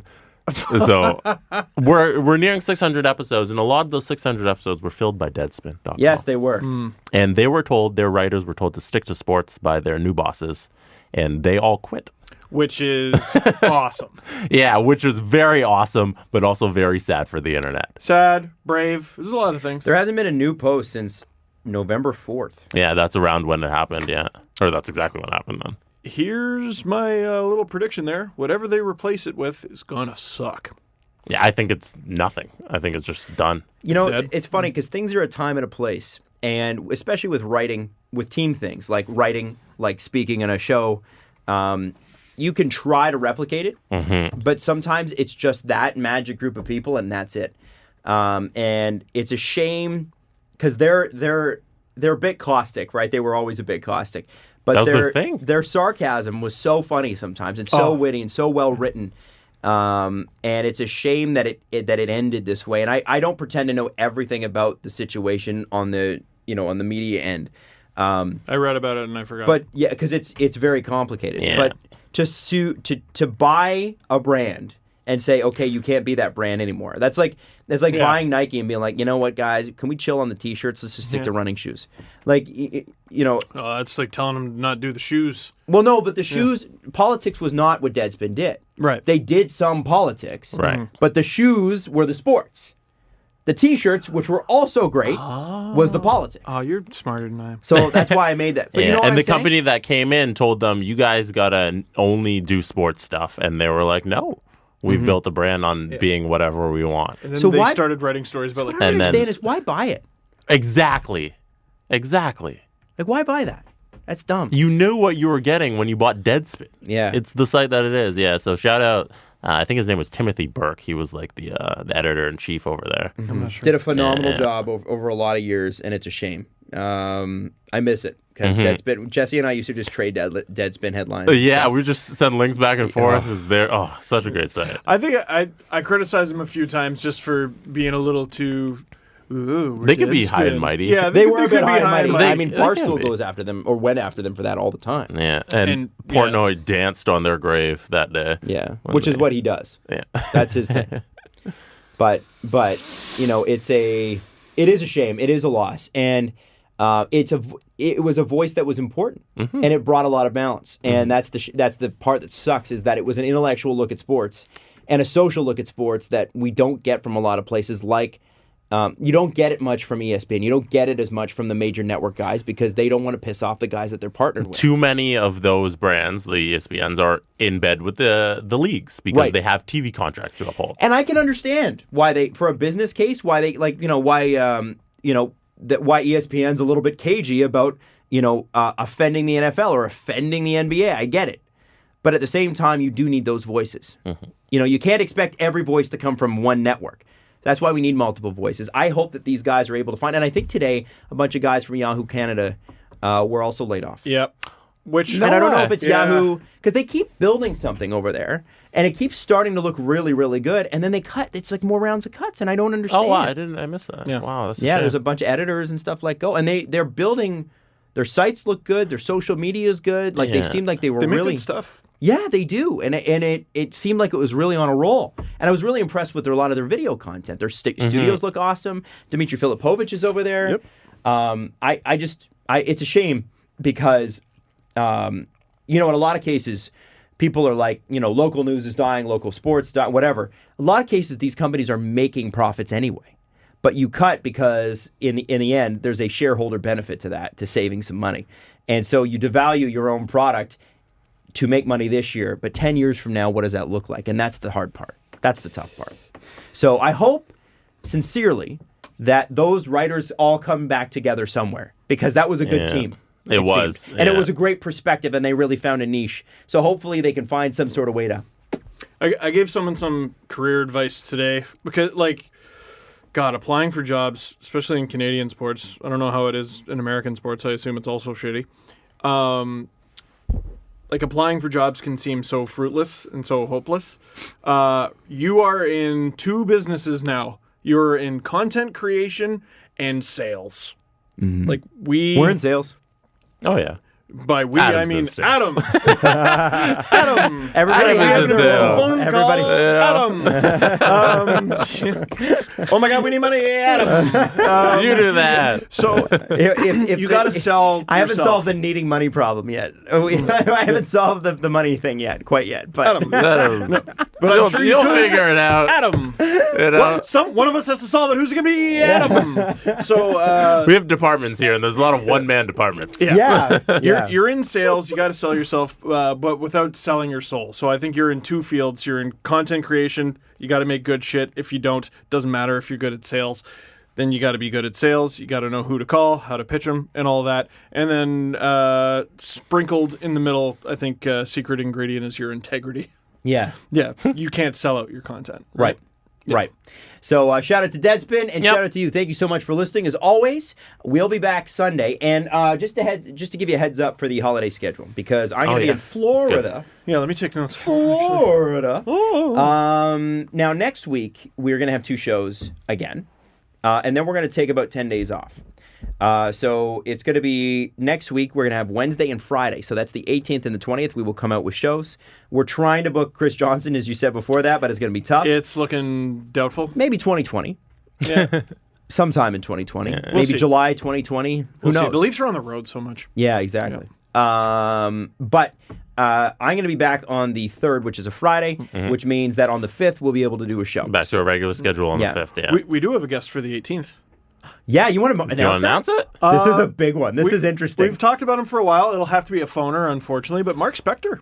Mark wow. Flippin' Spector. Yes, he's got a new book. It's about the World Juniors, so we'll give you a little warm-up for that, and also maybe a little shit talking the Oilers. Oh, yeah. Maybe Oh, just yeah. a little. This is going to be fun. I Oh, want to yeah. know, there's a few questions I have for Mark, because Mark is one of the most bombastic guys in sports, in Canadian sports anyway. Yeah. I have a few questions from Mark about perceptions about you in Western Canada. I want to know, and perceptions about Toronto. That's good. I want to know. Yeah. I want to know, because Mark knows, like, you didn't know that Mark knew who you were, and then he, like, called you out at a game. Oh, he was like, hey, Dangle. I was like, I thought you hated me. That's cool. All right. Neat. I think if Mark took everything personally, Mark would hate a lot of people, right? He gets a lot of shit thrown his way. So this is going to be a fun interview. I'm really excited for this one. I'm salivating, ready to go. I think, yeah, a couple of you might have groaned, and I think you'll end up enjoying it. Oh, I think you'll love this. Yeah. I think you'll have a blast. You know what? People groaned before we had Kipper on. Man, one of the best we've had. Still Phenomenal. top 5 all time. Yep. Phenomenal. Yeah. Top 3. I put a top 3. Top 3. The China Club. The other 2 were Chris Johnson. Honestly, seriously. I The know. bombs he drops sometimes, you're like, oh. Anyway. And he's fired up. Yeah. Oh, is he? I can't wait to have Oh, him. gosh. I can't wait to have him. Man, we had, okay, so just one more thing. All right. The one more last thing. Chris Johnson episode we had in July this past year. Was it July? Was it July or June? I feel like it was closer to the season. April. It was the locker cleanout. Oh, that's what really? it was. Yeah. Oh, wow, So okay. that was such an explosive episode, and Chris came in after the end of the season exhausted. I'm excited to know what fired up Chris Johnson is, because that was end of season, absolutely exhausted, and he even texted us afterwards and was like, I was not expecting the reaction that we just got to all of that. And I'm so excited. This isn't me playing coy, like he's told me stuff and I know it. He's like, I want to come in your show. And he hasn't told me, and I'm just like, what? And so, like, I'm working. I want him to get on. Here's what else you need to know is Chris Johnson is one of the best people any of us have ever met. So Oh, yeah. I just like being in the room with him too. Yeah. All right. So we got an exciting end of the year. We got an exciting 2020 ahead. Thank you so much for watching and listening, and however it is you consume us. Maybe it's in Russian with orally, because sometimes they have. Sometimes people do subtitles in different languages. Sometimes you eat us. One more thing. No, there's no one more thing. Okay, I was just we'll see you kidding. next episode. That'll be No, Sunday. one Bye. more thing. Let's guess.